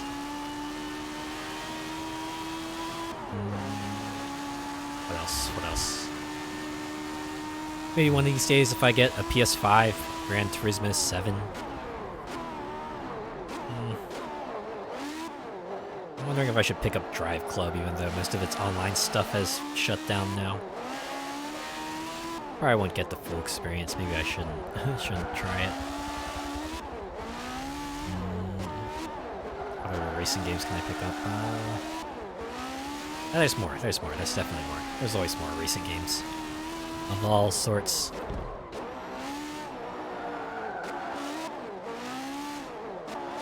My goodness, these laps are kind of long. I don't know what it says about me that I think 2.5 minutes is long. Then again, you think about it, if it's 3 laps and each lap is like 2.5 minutes, that's like spending 8 minutes on this track. I feel like most racing games only have like 5 minutes at most on a race. That's what it feels like anyway. Right, a track being long enough to be like 1.5 minutes. And, you know, standard 3 laps for most racing games, that's like 5 minutes. Ah, now I think about it, they made an F1 kart racing game too, right? I remember that. I was seeing videos of that a long time ago. Thought that was like very interesting. I also remember that like kind of broke this the kind of thing you expect from kart racers being 3 laps, and they made all their tracks 2 laps. Of course, the tracks were longer to compensate, but I always found that interesting. I have to see if I can pick that game up. I'm sure. I remember. I think that game was on Steam. Maybe I'll try it out. Another game I perhaps want to try to seek out is NASCAR Rumble. Actually, I remember seeing this one in stores. Just remember it being very interesting because, you know, real NASCAR, you know, it's like a super formal event. Cars usually don't bump and race. They, you know, you have the more proper overtakes and passes and what have you. And Rumble just kind of turned it more into a kart racer. I remember reading the back of it. It seems like, oh, it has power-ups and weapons and stuff. And I was interested in just trying it out, but I never bought it for one reason or another. I'm sure I can find it somewhere, right? Hopefully it hasn't gone the route of so rare that we're gonna sell it for a bunch of money now.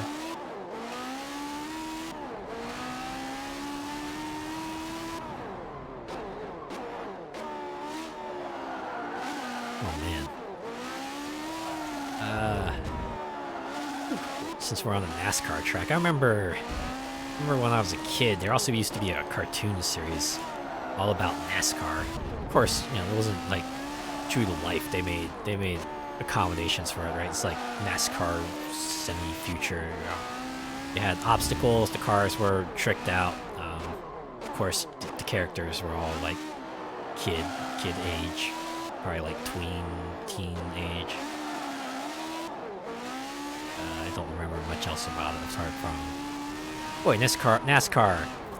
When they do their ancillary products, you know, apart from their games that are true to form, they sure went in some interesting directions back in the day.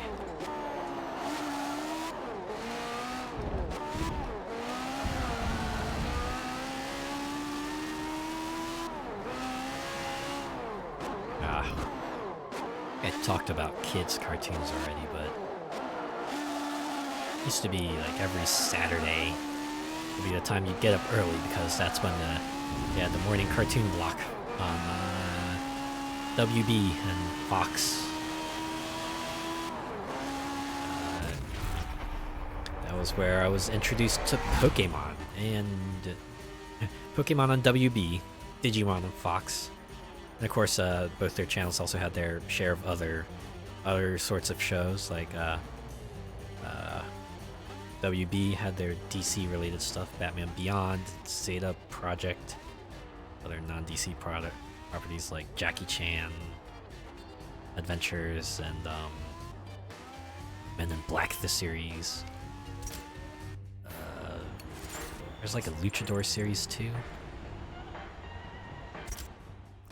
Fox had their own variety of anime adaptations, Metabots, Escaflowne.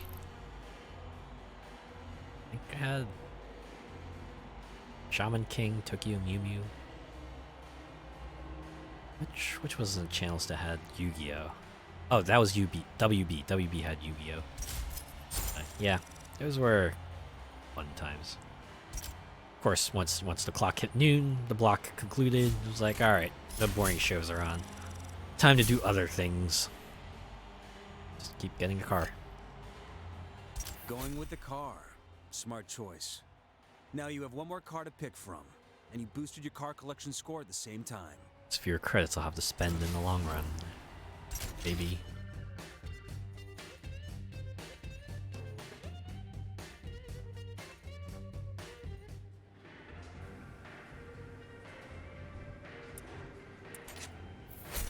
Yeah, another car. 4,700 more points to go till I get to the next series, but we're gonna go to Spa Francorchamps. Circuit de Spa. I assume this is France. Endurance racing? Exhausting. Hard. You get in your car and race long distances, stopping only for fuel, new tires, and replacement drivers. Yeah, you could drive any car, but that's the only comfort. The rest of it is a battle to keep up your energy while fending off or passing rivals. Man. Driving for long times, it's absolutely no joke. For me as a driver, when I look at racetracks and I try to determine what I like about a track, what makes it iconic to me, I think there's particular corners for each track that kind of just captivate you. You go to Spa in Belgium, and you think about Eau Rouge, and it's just a captivating corner, and captivating it's made corner, it as you iconic say. for many, many drivers. And having driven there personally, you understand why it's so captivating and why it kind of transcends the whole track into a special place. But is it captivating? Yeah, I probably shouldn't make fun of that. I know, heaven knows, I'm not the best at public speaking either. I say as I'm streaming right now. That's kind of why I started doing this, because I want to try to improve my speaking skills. I hope I'm doing okay.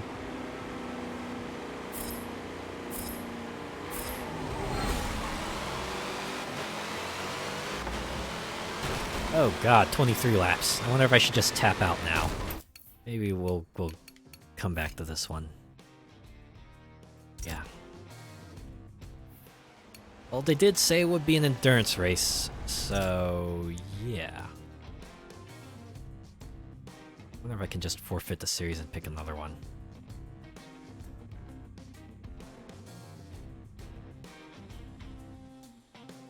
Alright, good.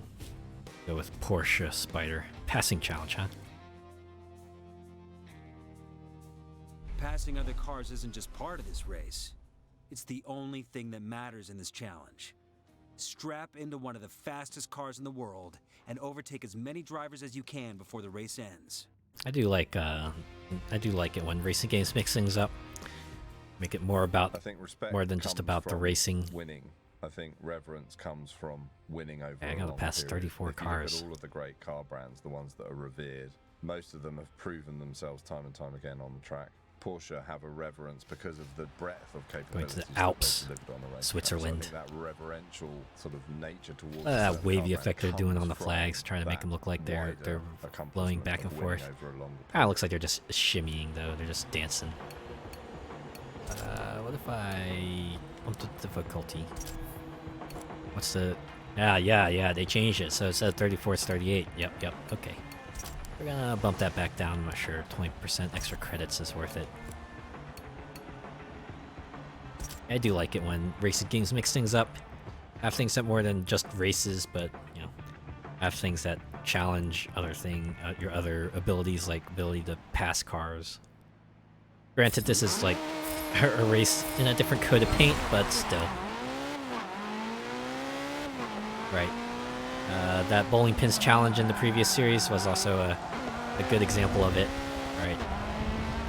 Perhaps if I were more skilled, I could have taken out more pins, but would have made for a pretty decent drifting challenge, as you can see. I don't know why, but I also like it when racing games kind of have like metal targets, right? Like instead of the one target like this game does, or like Sonic All-Stars Racing Transform does. I like it when they have the bronze, silver, gold targets like Need for Speed or Burnout 3. It lets you, gives you a chance of perhaps, if you can't go for the top score, at least go for something that's good enough to move on. We're cool with that. That's fine. We won't judge you. I appreciate that. Ooh, was that the love buggy? Sure was tricked. Sure was styled like one. Oh man. Ooh, went way out for that one. Probably not the best idea. Oh, if I passed 17 cars in the first lap, I should be in good shape, right? I don't think I've even hit the halfway point. Already above the target. I wonder if, in addition to changing the driver target, I wonder if the driver target difficulty would have changed the actual difficulty of the cars. Like, would they be going faster in this event if I bumped the difficulty up? I mean, they probably would. That's probably the only reason why they would only up the target by 4 cars, right? Instead of, say, more. So, like, a race of this length, if you were having the cars go the same speed, higher difficulties would mean a much higher target to attain.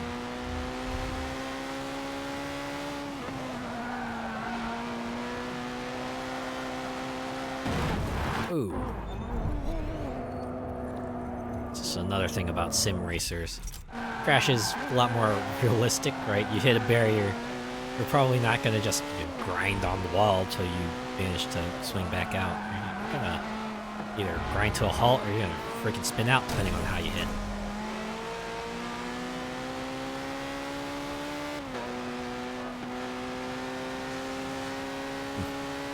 It's kind of nice to just be able to travel the world, see all these places that I probably won't visit in person. It's like, I guess this must be a pretty close approximation of the location in real life. Well, apart from Maple Valley. Maple Valley is a very fictitious location. Been in since the start. I believe Forza Motorsport got its start on the original Xbox, right? I do have a weird itch to just go back and play Motorsport 1 just to see how the series has built from there, right? I know some people out there would recommend just if you're gonna play a series, just start from the start. Always start from the start so you can appreciate the changes. But I don't know. That's only for people who can like make time to play the entire series. I feel like for most people, you just recommend the best or recommend the latest. That's good enough. That should be fine. You want to give them a sampling, or it's only people like me, might want to play the latest game or the best games in the series first, and then maybe swing back around to the beginning just to see how it all started out. Kind of get an appreciation for the improvements in a different way, right? Because instead of appreciating them as they come, you appreciate them because you miss them. At least that's how I probably feel if I, say, played Persona 3 after Persona 5 instead of the other way around. Jeez, Persona 5. I gotta admit, I was really stoked for that game. I think that came out in like 2017. I remember playing that obsessively. I was like, loved it. I loved every minute of it. Unfortunately, that was the year I also got laid off from my job, and I had to stop playing it. I don't know. I haven't gone back to it because I guess I guess when I associate when I think of Persona 5, I can't help but also think of the time when my life just came crashing down on me, and it's like, yeah, it's a kind of it's a shame because I know Persona 5 is okay. Then again, I know thankfully Royals also came out and I picked that up as well, so maybe it's been long enough. Maybe Royals is enough of a break from vanilla Persona 5 that I can perhaps play that. Yeah, Persona 5 Royal. Maybe I'll get to that one of these days. Play touring cars. That sounds Built fun. from mild-mannered hatchbacks and sedans, these cars leave behind that whole taboo of bumping, trading paint, and dents. They've been rebuilt to be aggressive on the track, so don't be surprised if you finish a race with scrapes and scars. Really wish I could change the livery here, but alas. All right. Ooh, Dubai. Oh, they weren't kidding when they said this would be tour, right? Now wait, what's in the shop? What's in the shop? Double down. I don't know. Get. This money's burning a hole in my pocket. Watkins Glen. That's a location apparently. Noble Donkervoot. Get the badges. Not interested in the race suits this time. Track full circuit reverse.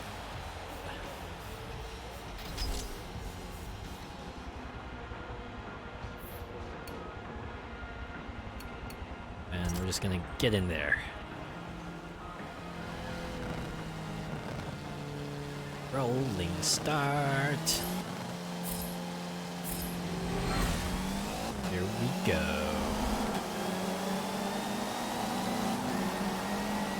Yeah, man, look at all these clean passes. Ooh, yeah.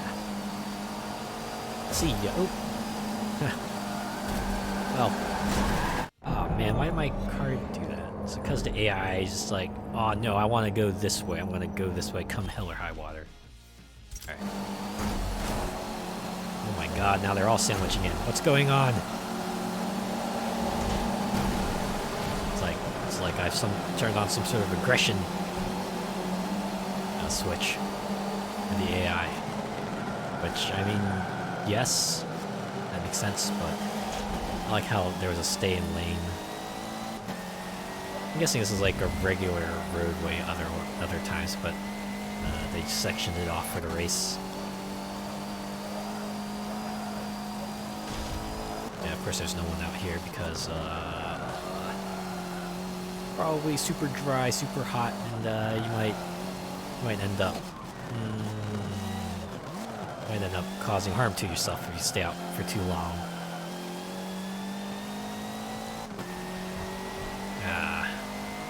This is awfully. It's kind of scenic though. Boy, desert driving. If only all deserts driving could be as scenic as this.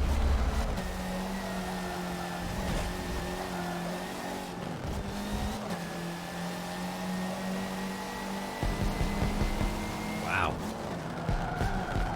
Right through the hotel lobby, huh? Okay.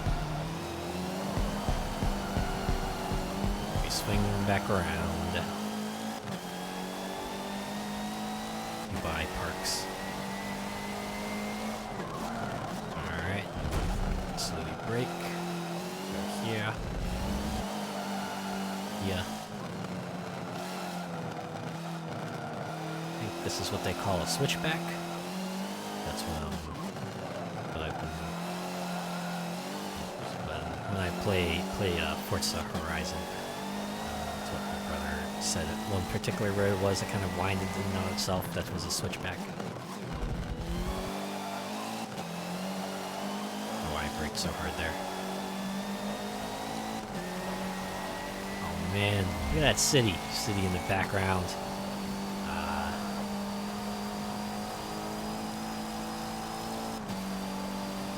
Oh, nice Audi. Oh, thanks. I have to admit, it's a reward car. So, you know, default livery and everything, but yeah, it does look nice.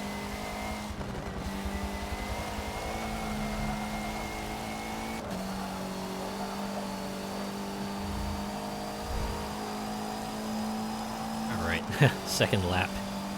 Another 3 minutes of driving. At least you got one.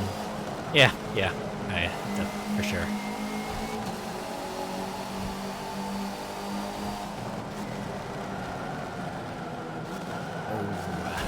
Okay. A bit too hard there.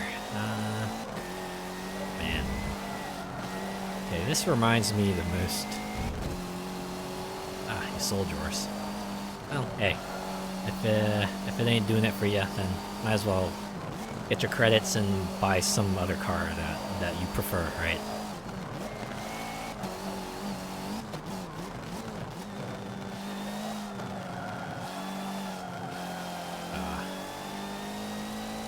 This reminds me a lot of Outrun, the way the road just kind of weaves around and bobs around, and you just see the scenic locations pass by you. Just need a remix of Magical Sound Shower to play, and it'll be perfect.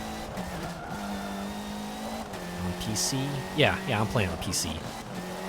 Yeah, the PC version of Forza 7, Motorsport 7.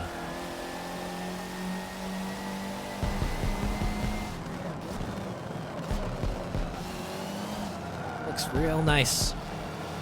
I actually prefer playing games on PC now that I have a rig that can handle these games. Dope. Yeah, I agree. Very, very dope. It's great. It's awesome.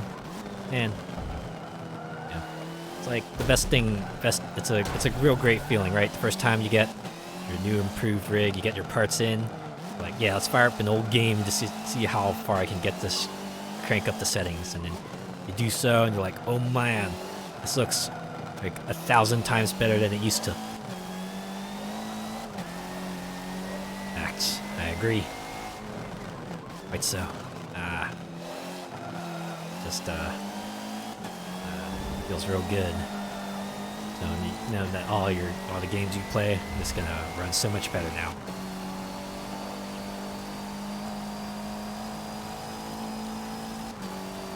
Boy, I think the worst I had it was back when I had an old laptop, like a super old laptop. It was you're gonna go play it? Well, have fun. Yeah. Forza Motorsport 7. Good times.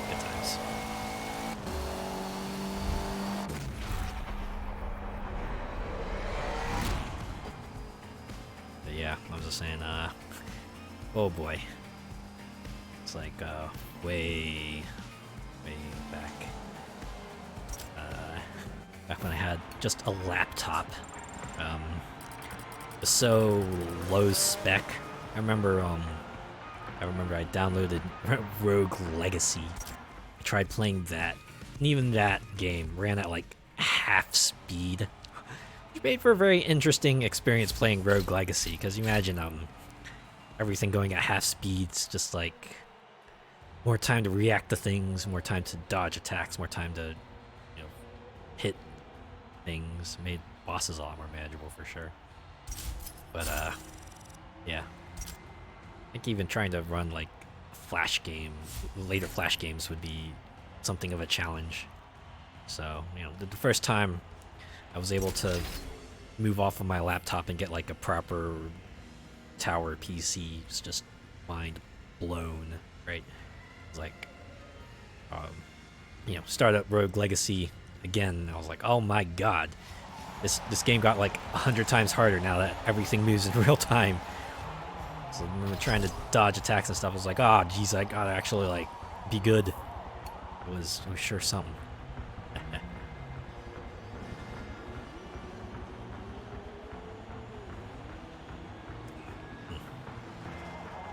Alright, now we're at the Circuit de... wasn't paying attention. What was that? Circuit de Catalunya. Alright.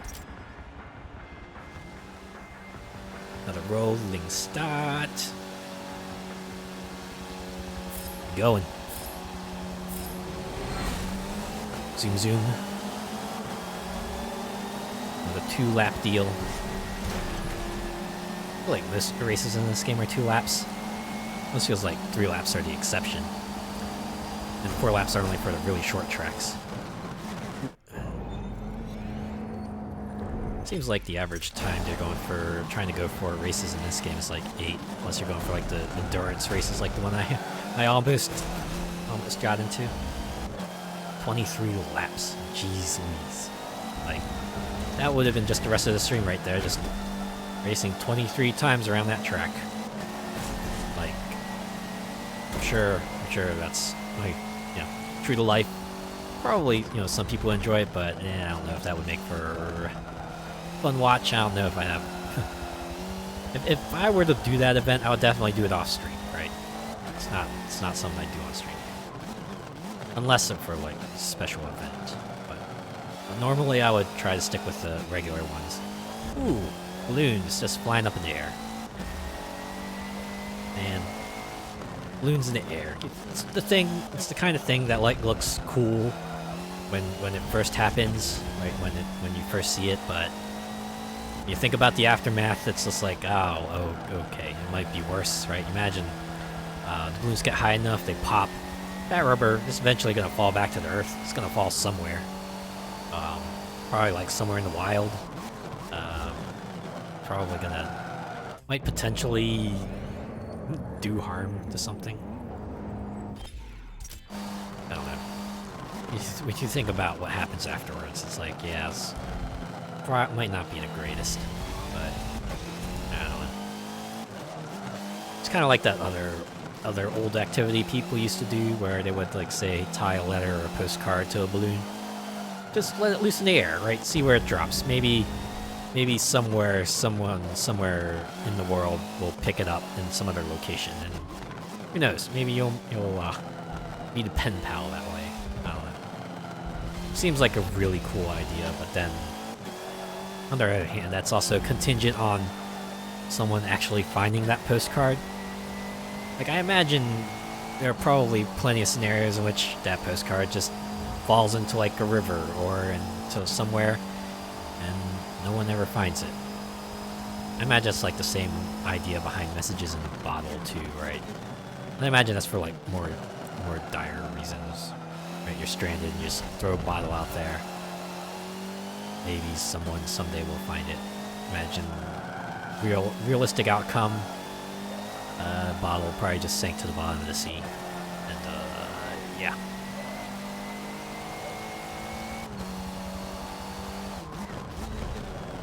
Yeah. These time capsules are kind of like that too, right? Seems like a cool idea when you put it on paper. Yeah, just put in some items that kind of represent the things that you were into for the day that time. Just lock it up in a case. Maybe leave a letter for anyone who might pull it up in the future. But most of the time, the realistic outcome is that weather will probably hit the time capsule super hard. The contents inside probably not like properly sealed. Everything's gonna be inside's gonna be ruined. You know, it's probably get waterlogged, get broken, get caved in, dirt just pours in and touches everything. Yeah. Seen most successful time capsules I've seen are usually like locked away in its own special building, you know, not buried underground like most people or most works are depicted doing. Seems like the worst way to have a time capsule. Definitely want to have set in a above ground, safe, secure location. Though I have to admit, you know, when a time capsule does work out, kind of neat digging through the content, seeing people dig through the content, seeing what people of the day thought maybe was worth sharing with the people of the future. It's always fun. Alright. I think that's 2 out of 5, right?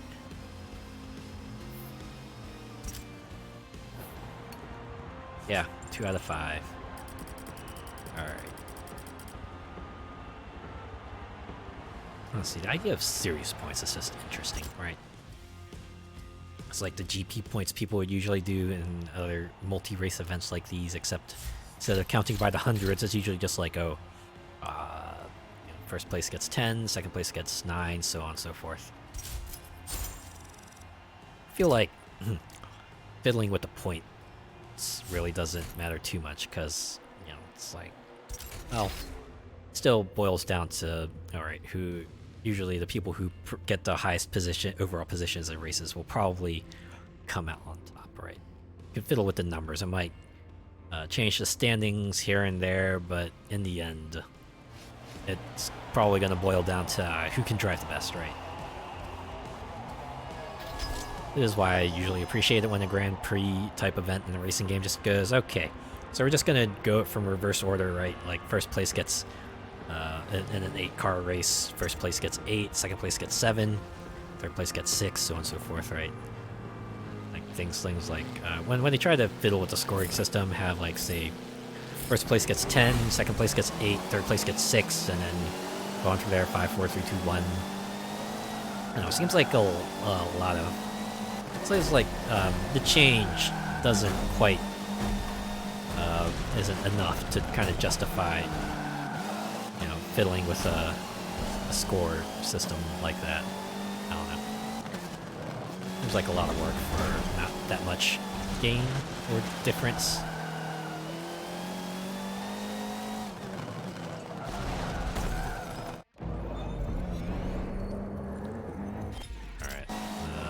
Brake a little bit more.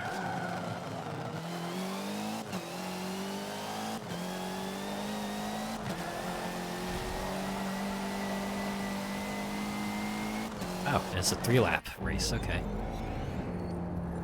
I imagine the track's probably just as long, if not longer. Race day take me like 2.5 minutes to get through this whole thing.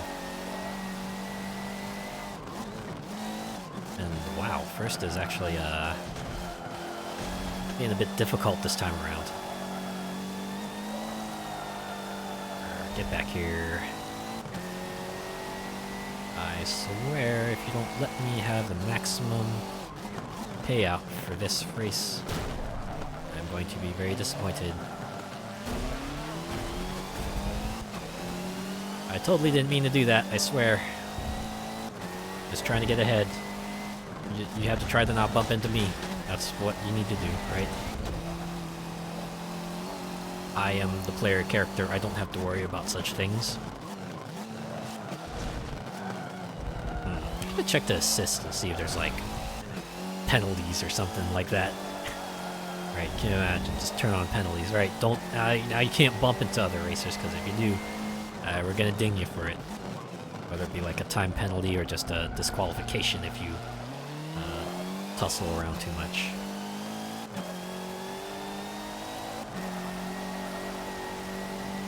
Oh. Okay, 2 minutes. So this will be 6 minutes, about. That's fine. I'm cool with that.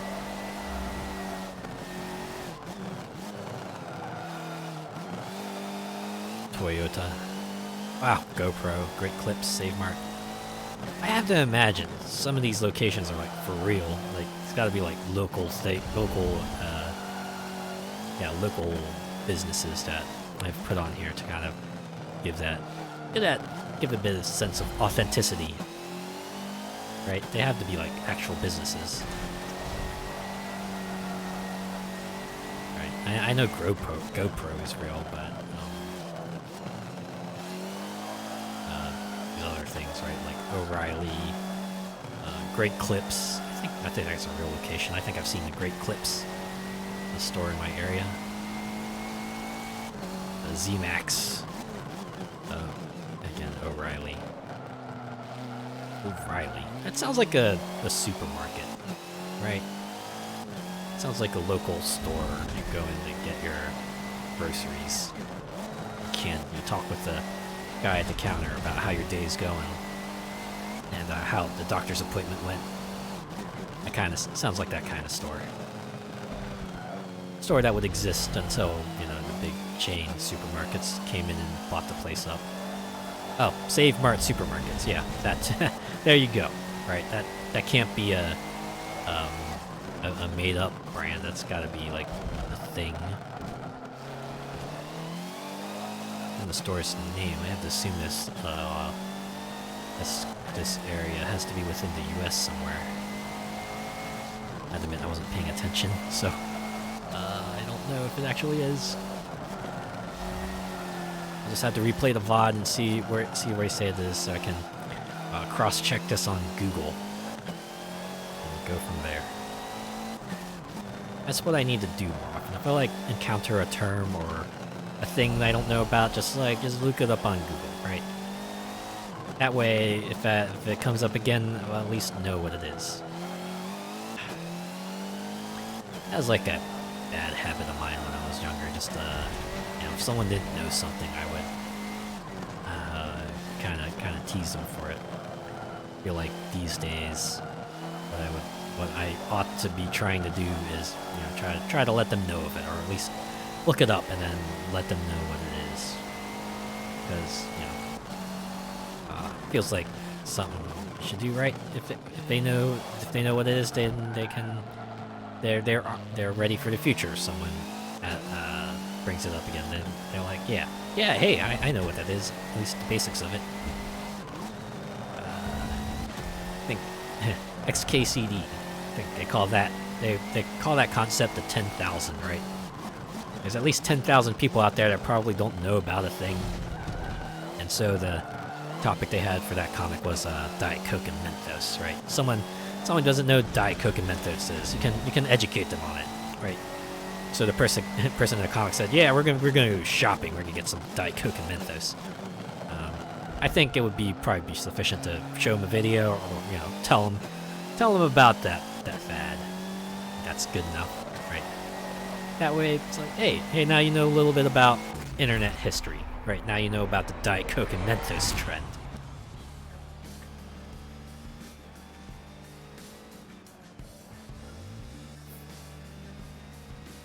I guess it goes to that old saying. Wait, no, it doesn't. See, the old saying I was thinking of was, give a person a fish, they're fed for a day. Teach a person to fish, they're fed for life. It's not quite that, because you're really kind of just educating them, right? There's similarities, but I don't think that's what that saying means by that.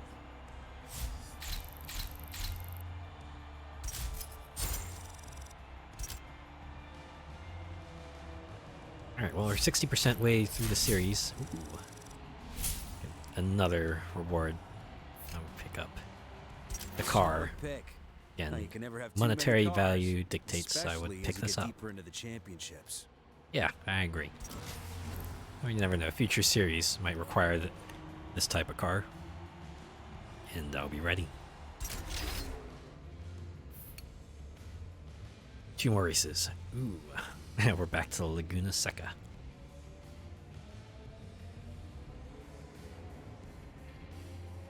What's in the shop? What's in the shop? Clean racing. This is one I should not pick up, like, ever. Night racing, maybe. Payday. Just extra money, that's it. Prague. I like that. Get the South Africa Pro Driver Purple.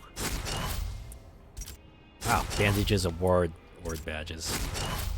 Boy, you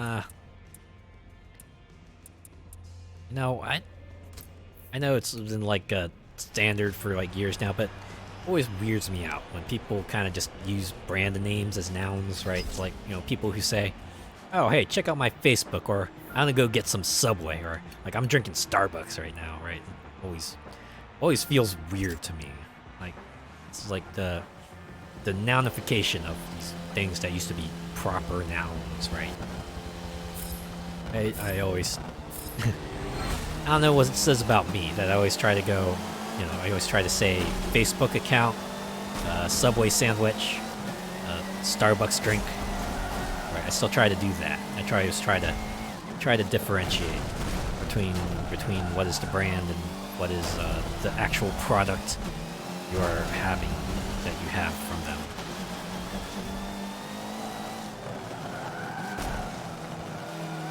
I think there's a term for that, because it started back, right? This was this was a thing back before Starbucks, Subway, Facebook. I remember people talking about Kleenex, right? Go blow your nose off with a Kleenex. They never say tissue, although it's very clearly a tissue. And there are different brands of tissues, right? It's not just Kleenex. As the most pervasive one would have to be Band-Aid, right? You see people say Band-Aid all the time, even though the formal term for it would be bandage, right? Adhesive bandage, even. Right, imagine bandage also encompasses the non-adhesive strips that of gauze that you would wrap around if a wound is severe enough.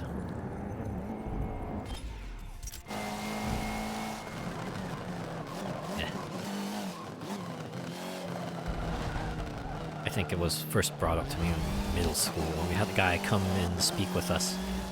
It was a very simple exercise he did, right? Pulled out a tissue, was like, "Hey, what's this?"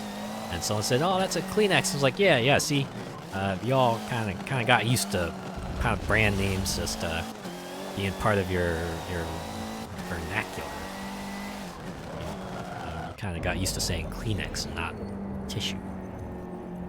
So I always try to make it a point to try to, at least specify the basic noun of what I'm describing, right? Like, oh, I got a burger from McDonald's, or I'm eating Burger King fries, or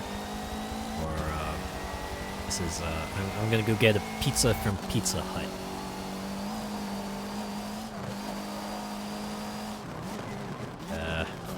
Yes. Incidentally enough, the one time I don't do that, cars.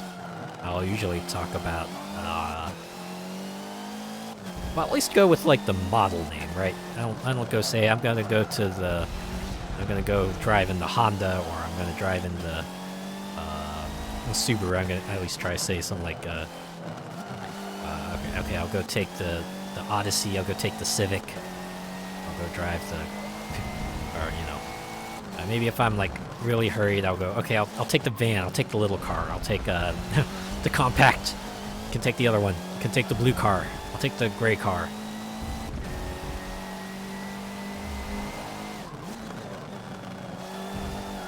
But yeah, that's the one time I would not go with the basic, super basic noun.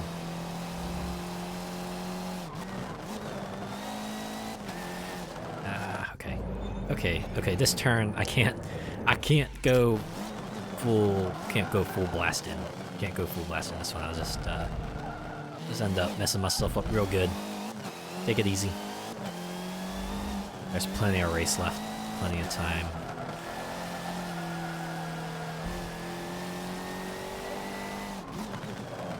I'm far enough ahead. I do not have to concern myself with cutting corners, trying to save time by gunning it a bit too hard in the curves.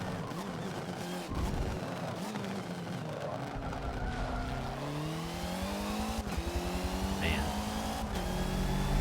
I don't know how much time was taken into making sure that helicopter behaves like they would, like a race day helicopter would, trying to get the best shots for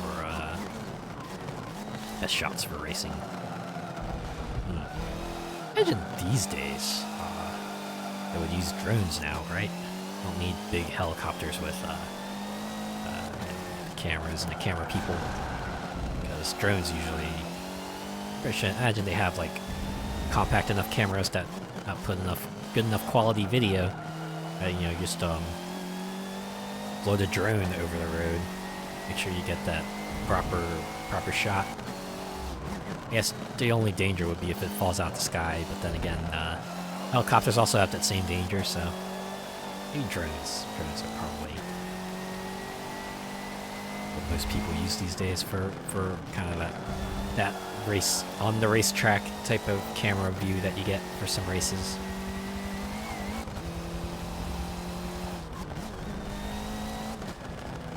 Super slow down. Very slow. Alright. Alright, we're good, we're good.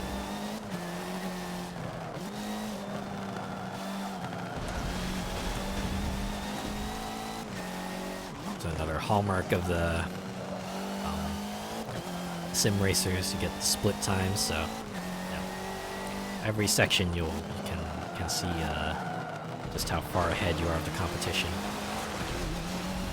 And in some cases, it might tell you how much better you did at that section than you did before, or worse, depending on your time. Ah, they upped the SP reward, series points reward, to 350. It was 250 before. I'm guessing the last one would then be like 550 or 50, right? Because the first three were like 350 or 250. Unless I'm reading it wrong. Oh, last one's 400. Okay, sure.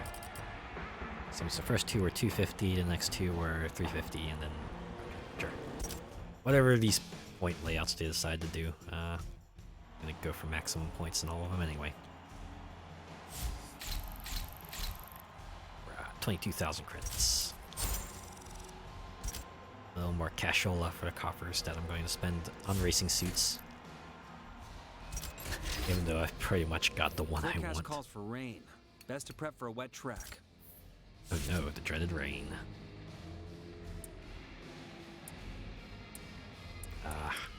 That's just the one thing about character customization. Once I get that look that I want, get something I'm satisfied with, I kind of just ignore the rest of the customization options. I'll probably pick some up like here and there because I think, oh, this getup's like pretty cute. I might switch it off.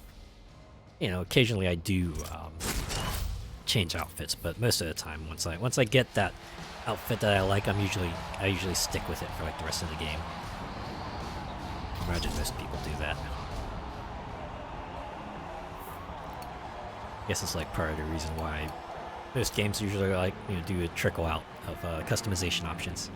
Give the people whose goal is to kind of make the character their own a reason to keep playing, because maybe the late game will have that item that just fits your look perfectly. Or maybe late game is when they unlock customization entirely, like Monster Hunter Rise did with their layered armor. Right? You had to beat the game, and you had to go into high rank, and then well, you didn't necessarily beat the game. You had to complete the story quests. Well, no, you just got to rank 8 in general, which is essentially you complete the main story, and then they would unlock layered armor. And, the rest of the high rank 8, I think, is like kind of like an epilogue, or maybe it's like the true ending of sorts. But yeah, then they let you customize the character to your liking. Of course, then it was just a very quick matter of, okay, what pieces do I need to get the layered armor pieces I want? All right, got the 5, got the braces, got the body, legs, head, and arms. Good to go. Admitted I did get more pieces. I got like multiple layered armor sets saved, even though I only used the one mainly, which is, that's funny. Picked up Sunbreak. I remember being super excited for that. I've not started playing it for like whatever reason. I don't know. I should probably get to that one of these days. I'm kind of like in a middle ground where I don't have like a big game I'm playing at the moment, apart from the one I'm streaming, but I should probably do that. Let's play Sunbreak. I'm sure they got some pretty cool armor sets that I could use for like fashion pieces. I wonder if that's a case of you can't make Sunbreak layered armor sets till you beat Sunbreak. I wouldn't be surprised if they did that.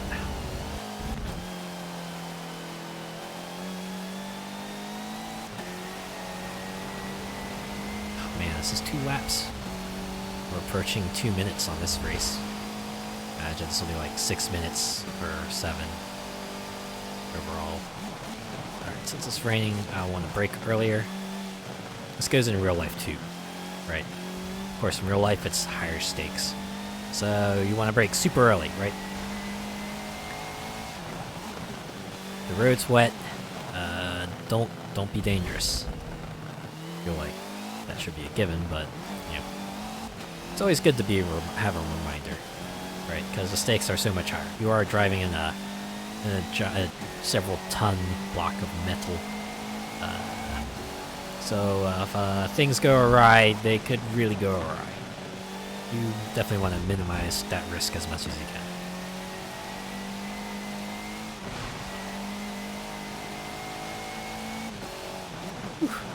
2.5 minutes for a lap, okay. Not so bad. Ooh, hey, the rain's letting up. Ah. This was the hallmark of this generation's tech, wet pavement. Right. They did wet pavement pretty well. So yeah. See it here, right? Lap 1, rain. Lap 2, no rain, but the pavement still wet. You can see the reflections and the wet spots and everything, and see, look what I did there. I did not brake soon enough. I would have flown right off the road. That would have been bad, to say the least.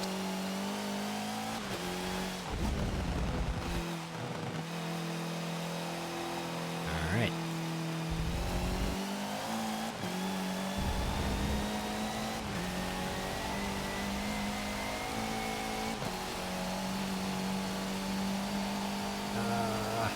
Okay.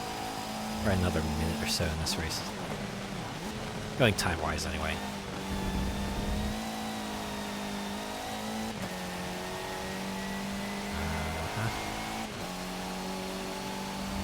Silverstone. I don't know. So I was thinking in my head, oh wait, wasn't that a tire company that kind of had like that scandal like a couple decades ago? Oh no, that was Firestone. And I wonder how they're doing, actually. Did they recover from that? I imagine I had to look them up.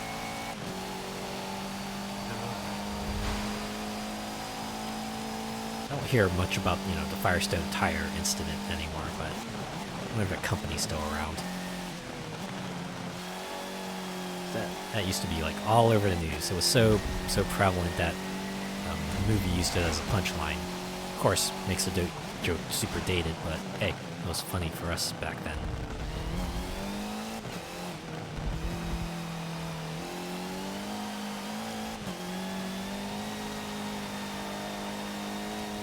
Alright. There we have it. That's another series in the bag. Let's go.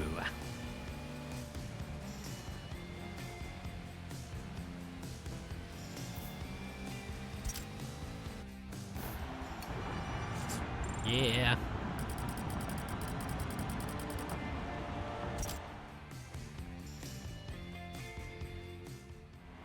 Trip number 3 to the podium. Looking good up there and on the track. I really want to know just how many lines did they record for podium finishes? They gotta hit like some sort of limit at some point, right?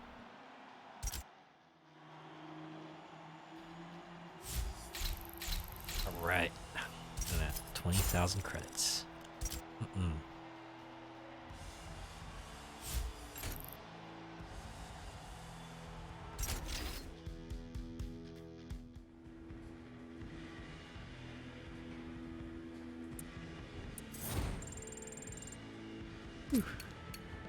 Alright. Well, let's see what... You won that Forzathon challenge, and the race organizers made good on the promise of an exclusive reward. Check out what just got delivered. 300,000 credits. Well, that's like the equivalent of 15 races, I suppose. I'll take it. Sure. Other monthlies. Oh. Oh, no.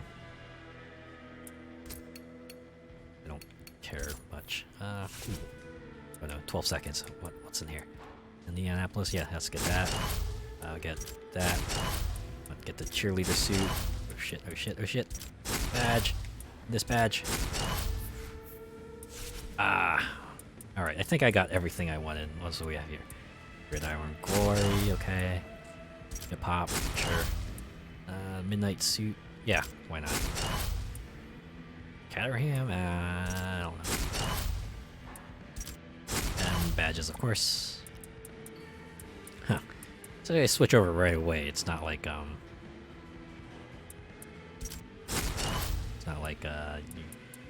get one last chance as the timer hits 0. Well, no, this thing gets traded out right away. Well, in any case, that I think we'll do for tonight's stream of Forza Motorsport 7. I might come back to this next week at least, just give it a few more races, a little more of a go. See if I can see any more scenic race locales. But yeah, that'll do it for tonight. Thanks for stopping by. Thanks for tuning in. Thanks for watching. I think I'll be back on Friday. We're gonna wrap up Voice of Cards, see the other endings, see what other things they might have changed for the next few playthroughs. So yeah, I'll see you then.